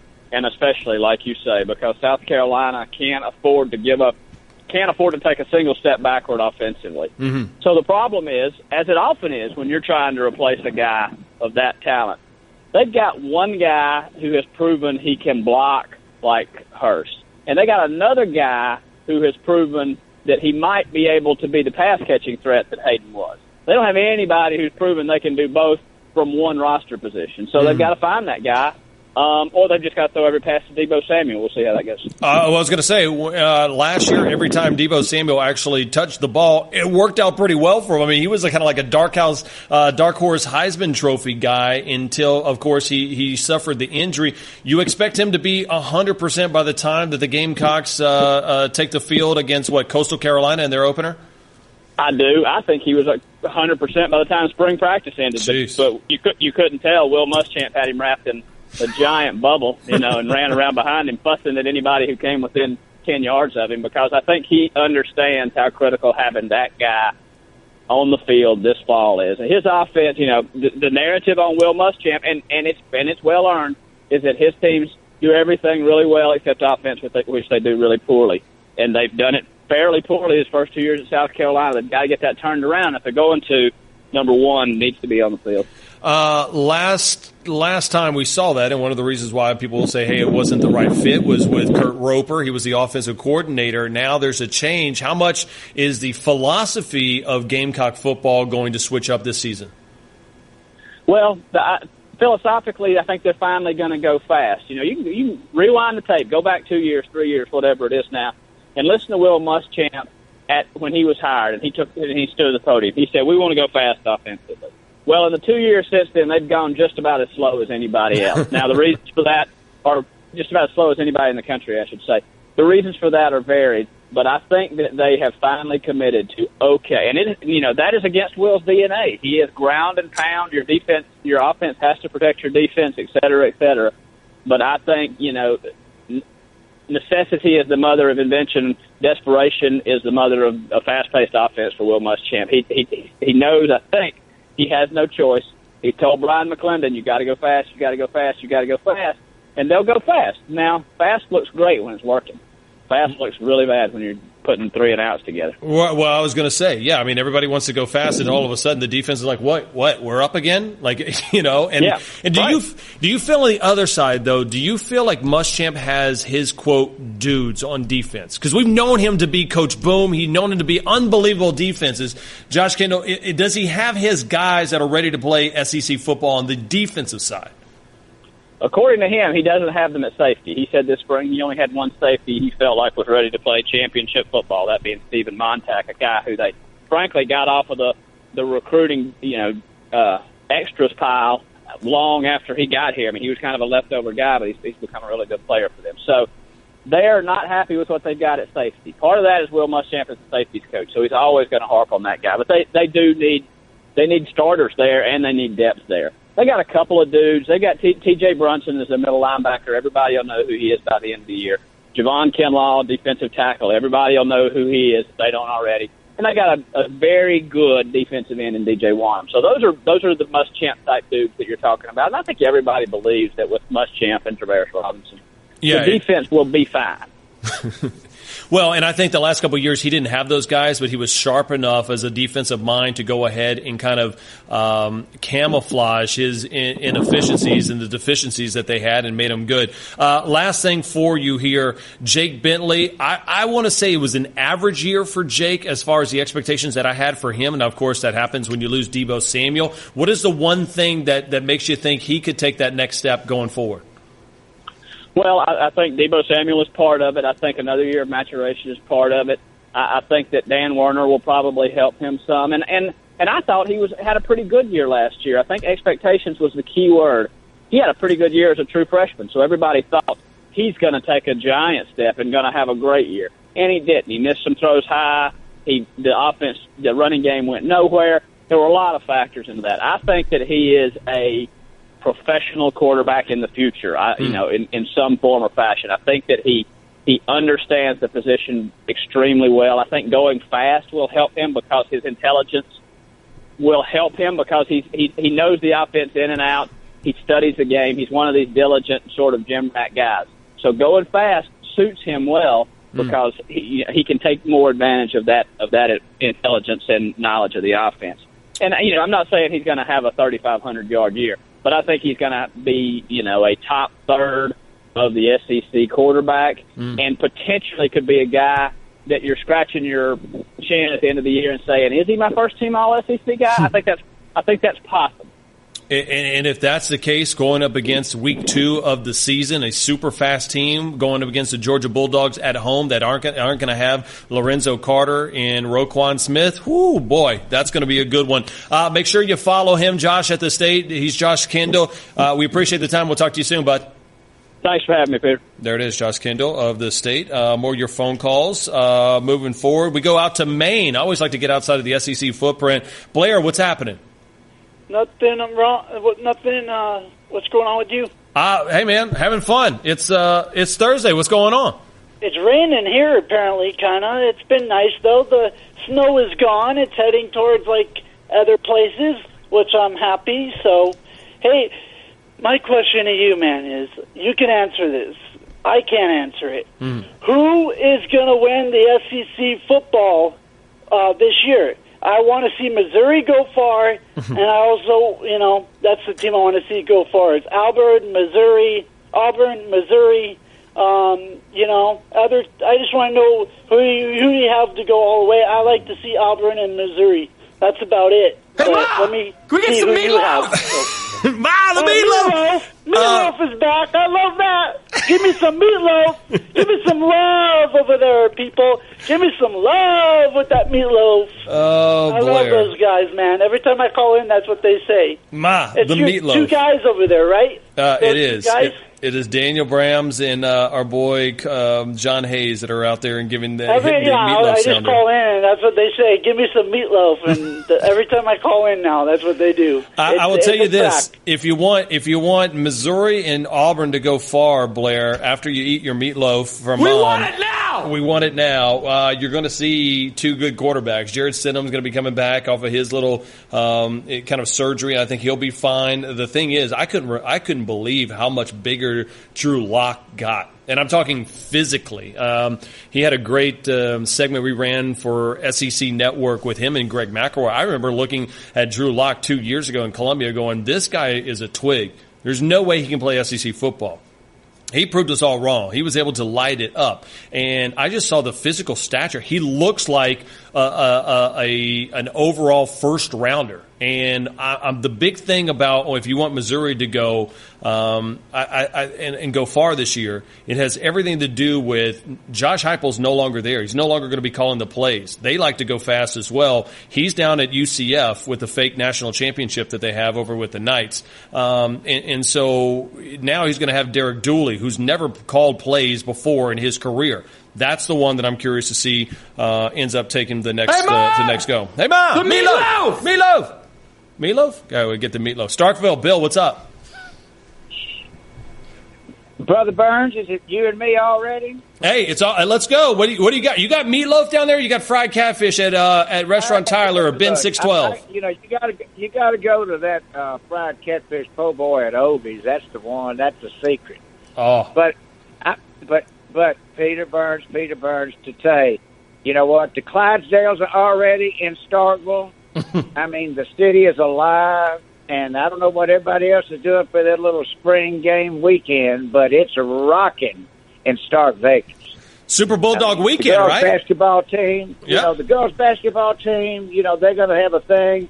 They have a craft festival. They're going to have a downtown concert. I've moved from Venice Beach to Stark Vegas, by the way, Peter. Love it. So I'll be seeing you. So, in your thing that you were over here, you did. So you caught up with Coach Moorhead and the situation here and obviously in the last 2 or 3 weeks or whatever you've done. Correct. Yeah, I was down there. Well, I was down there for the national championship viewing party, which it was so close to bringing that first national title to Starkville. But yeah, I mean, I will tell you this, Bill. If you move from Venice Beach to Starkville, you did that at the right point with the team playing well, the new stadium, but more importantly, what Joe Moorhead is inheriting. People are fired up about this team and the Bulldogs. Listen, somebody asked me on Twitter yesterday, Bill, what coach will have the most success in his first year? It's not even close to me. And I like Jimbo Fisher in A&M, and I like Dan Mullen in Florida. It is no doubter to me that it's Joe Moorhead and Mississippi State are going to have the most amount of success for a first-year head coach of the SEC. And the guy that came on that Paul had on that was saying looking at this and looking at that and doing all the statistical stuff and the matrices, and I go no, it's amazing. The greatest thing about Dan Mullen leaving is that he didn't leave it empty. Right. That's all. I get his professional move, but anyway, it was a great fun thing, and I just wanted to say, call you and when I could get through to you, Peter, and go you know what, this is a good time to be here, and it's good for the Southeastern Conference to have somebody like Mississippi State step up to the plate that are just and Bill. I appreciate the phone call, my man. Enjoy Super Bulldog weekend. Have an adult beverage with Hobie and those guys, Left Field Lounge. I know that's coming together, and it'll be rocking and rolling, and rightfully so, because we want to see what we're going to get from Joe Moorhead. They are pumped up about it, and I'm pumped up about it, because I think that they could be kind of a dark horse college football playoff contender if they stay healthy. More of your phone calls coming up next. Casey, Blake, Randy, Joe and Red Bay, hang tight. More of your phone calls coming up. Peter Burns in for Paul Finebaum. You're listening to the Paul Finebaum Show podcast. You're not worth a kill. Next. You're holding up the line, ma'am. What did you say? You're next in line for the water slide, ma'am. Feet forward and enjoy the ride. Okay, dearie. This does look fun. Whee! You melted me. I've melted. The Wicked Witch of the West on a water slide? Surprising. What's not surprising? How much you could save by switching to Geico. See what you've done. Oh! Geico. 15 minutes could save you 15% or more. Welcome back into the Paul Finebaum Show. If you're missing us on air, what the heck are you doing? Get into the ESPN app. We had too much fun there talking about, listen, whatever, I don't even know. I zoned out when the guys were talking about the interview that we had before it. Not Josh Kendall, he was great, but the guys talking about South Carolina. What I wanted to know is they were ranking their top 5 Will Ferrell movies. And there's no doubt to me it's old school. If you come to me with anything other than old school, we will fight, fist fight. Like, I will go into the parking lot. I will find you. I will meet you in Temecula if you do not think Old School is the number 1 Will Ferrell movie. 855-242, Paul, is the phone number. Let's go on to Florida. Courtney, before we talk Gators, your favorite Will Ferrell movie? I think you got it with Old School. Second would be Elf. Oh, Buddy the Elf, what's your favorite color? Yes, I'm in. All right. Yeah. Okay, Courtney, I like that, man. Yeah, that works. And look, it's Santa. I know him. Those are the good movie. Holiday movie. Gotcha. Great minds think alike. What do you got, my man? Okay, Florida, who do you think is going to start at quarterback? You got Franks or you got Trask? I tell you this, I think Trask fits the role better. But I think Felipe Franks has a little bit more upside. Honestly, I think if I asked Dan Mullen right now and I gave him True Serum and I said, hey, we're going out and I'm going to enjoy a couple of beverages, who do you have? I think he'd look at me square in the eye and go, I don't know. Because I really don't think he knows. I mean, I think that's the big deal is with Felipe, was he just in a bad offensive set, and getting Dan an opportunity to play with him. I think Trask is probably most ready to go right now if he had to start a game. But I think the skill set for Felipe, if he can get it together and over the next, couple of months in off-season training and in the fall, he could be a dangerous, and I wouldn't be surprised if you see a bit of both going into the season. Yeah, I think it comes back to a lot of people are saying the 06, Tebow leak. Franks obviously has the biggest upside with the biggest arm. He has actual game time experience. Trask, on the other hand, a bit more polished. I think it's important better too. Going over the middle. Yeah, Franks likes to use his arm and throw bombs, but it's just I think it's undecided. People were really kind of like the spring game. I went to both of them last year. Looked a lot like this year, but Mullen just got there. He's got all the fall to actually decide who's going to start. I agree. I don't think he knows yet. Yeah, this is a free year for him, and here's the deal. I just want to make sure Trask and Felipe stay healthy, and there's an opportunity to redshirt Emory Jones. I think Emory Jones is a guy that if you can redshirt him, you set yourself up for success 2 or 3 years down the road. Hell, nobody thinks that Florida's going to win the East next year. I don't. I don't even think Dan Mullen does, or Gator fans that are faithful with him. I think that they want to see a plan in place. They want to make Florida football fun again, and I think that's why it was absolutely the right move to have Dan Mullen and not Chip Kelly as the head coach down there in Gainesville. Yeah, Mullen fits the culture better. Kelly's a more low-key guy, doesn't want to be seen or heard that much outside of him coaching football. Yep. In Florida and the South, football is like religion. If you're the head coach of Florida football, you are the man. Everybody knows where you are, what you do. Your kids, your wife, all that's fair game when you're coaching at the SEC. At a school like Florida. In the future, we have 2 Jones coming in. We got Emory Jones and Jalen Jones. Yeah, definitely the future. They fit the mold better. But as of right now, it's still up in the air. I wouldn't be shocked if all 3 of them played this year, though. We'll see, and that's what we'll know. That's why everybody's undefeated right now, and everybody's in a good mood to talk football. We go to Clinton, Tennessee. Casey, welcome in. Peter Burns hosting for Paul Finebaum. What's up? PB, how you doing, my brother? Man, living the dream, talking football with Finebaum fans. Life is good. I'm going to tell you something, my friend. You can bat second or third in my lineup any blame day. I appreciate that because I don't have the speed to bat leadoff, Casey, so I appreciate that, man. You probably don't. You probably, it'd be difficult for you to go from first to third on a, base hit to left center. That's it. I can't do it. Just can't do it. Anyway, I want to give a shout-out to Charlotte and Mecklenburg County. Okay. And I am blessed to be able to go to Pensacola in a few hours to see my daughter, who's in the military. She's a Marine. Casey, She's a please 19-year-old tell Marine, her, and I'm very well pleased, Casey, real 'cause quick, she is. please tell her on behalf of the Paul Finebaum Radio and Television Network, we thank her for her service, and we do appreciate that. Casey, what's her name? Her name is Erin, Erin. Well, will you tell Miss Karen that we are very proud of her for everything she does for our country, sir? I appreciate that, my brother. That's very kind of you to say that.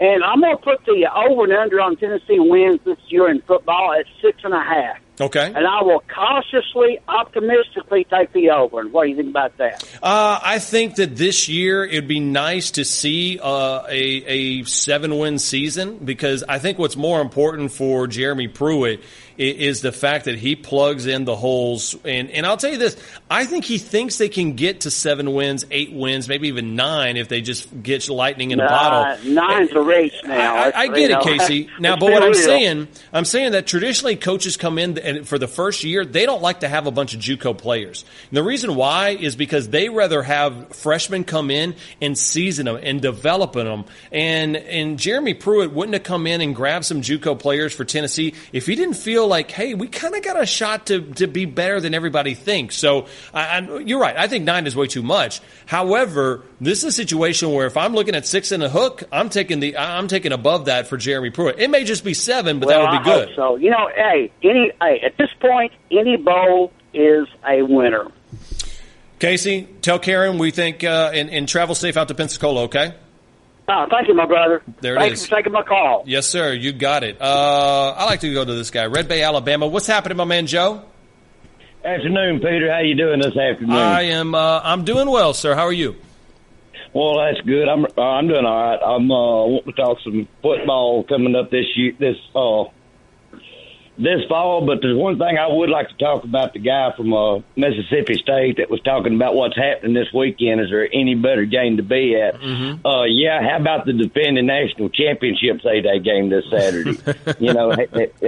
They over there in stark naked Vegas. That's what I call them, stark naked Vegas, because they put out. I mean, what do they really had to be proud about? I don't know the last sport that they won a title in anything. But yet every year they say, this is their year, this is their year. And it's just like a little train that could, but just can't get up the hill. But anyway, that's just my perspective on these state fans. But that's my cut of the day. Rest is uphill from here. But I am going to be in Tuscaloosa for the 8-day game Saturday. And I can't wait to watch that one. And I know it's a little bit early, Peter, but right now, if you had to pick, what's your 4 teams going to make the playoff? Man, it is way too early. But if I had to say, listen, I'll tell you this: with what Clemson is returning on the defensive side, and I think that the ACC is a little bit of a fraud coming into 2018. I'll tell you this: it would be a monumental, colossal failure if Dabo Swinney and the Clemson Tigers don't make the college football playoff. I'm talking about an epic. Are you talking about Clemsoning back in the day? This would be the ultimate Clemsoning if Clemson was not there in the college football playoff. So I'm taking them, and listen, I'm going to go with Alabama until they stop making it. Right? I'm going to take them as well too, and I think Penn State with James Franklin. You know me on this show, I think Michigan is a fraud as well with Jim Harbaugh. I think he'll be coaching the NFL next year. And I don't think Ohio State is as good as they're going to be coming up last year, especially in the quarterback position. So I'm going Clemson, Alabama, Penn State. And if I had to choose one, I think I might go with Washington as a Pac-12. I think they get back into the mix. We'll go ahead and see, Joe. You okay with that? Well, I agree with that totally, especially the Penn State. I think they're way underrated, and I think they're going to show something this year because, like you said, I think Ohio State and Michigan. I know Michigan's overrated, but I think Ohio State is too. But anyway, I'll get off here, Peter, but it's always good to talk to you, and if I don't talk to you no more soon, I'll see you in a couple of months at Atlanta. Yes, sir. That'll be SEC Media Days. We'll be down there. Eddie is in Alabama. Thanks for joining. Peter Burns in for Paul Finebaum. What's happening, Eddie? Eddie, you there? Yes. Listen, I got a question about the quarterback situation at Alabama. Yes, sir. On the news today, Jalen's daddy said if he didn't be the starting quarterback for Alabama, that his son was going to transfer. I know Saban is going to play the best quarterback, but doesn't that sound like an ultimatum to Saban? No, not at all, Eddie. I think you probably got. I think Averion Hurts, Jalen's dad, who's a coach, and I think that was just something he got caught up in the heat of the moment. Listen, there's Jalen Hurts is not transferring for this team. First of all, Jalen Hurts is the starting quarterback for the Alabama Crimson Tide. He takes care of the ball. They're 26-2. This is on the onus is on Tua Tagovailoa to win the starting job, not for Jalen Hurts to win the starting job. So, right now, if Jalen Hurts' dad is listening, I think he would agree with me. Jalen is the starter at this point. But I will say this. Jalen has seen it firsthand to where in literally a snap of the fingers, he could go in. And I think Jalen's a leader on this team. I don't think he wants the headlines. I think he's going to work hard, and I think he embraces the competition. Him and Tua are good. Everybody making this to be a big deal about Jalen and Hurts and what his dad, stop it. All right? This is just clickbait. It's a situation where people are trying to make a topic out of nothing. Jalen Hurts right now is your starting quarterback, and guess what? He ain't transferring before the season. It ain't happening. Now, when he graduates in December, which he'll have to do, maybe that's a different story. But then also it may be Alabama playing for another national title. One more segment to go. Peter Burns in for the Mouth of the South, Paul Finebaum. You're listening to the Paul Finebaum Show podcast. Put a little cherry on the top.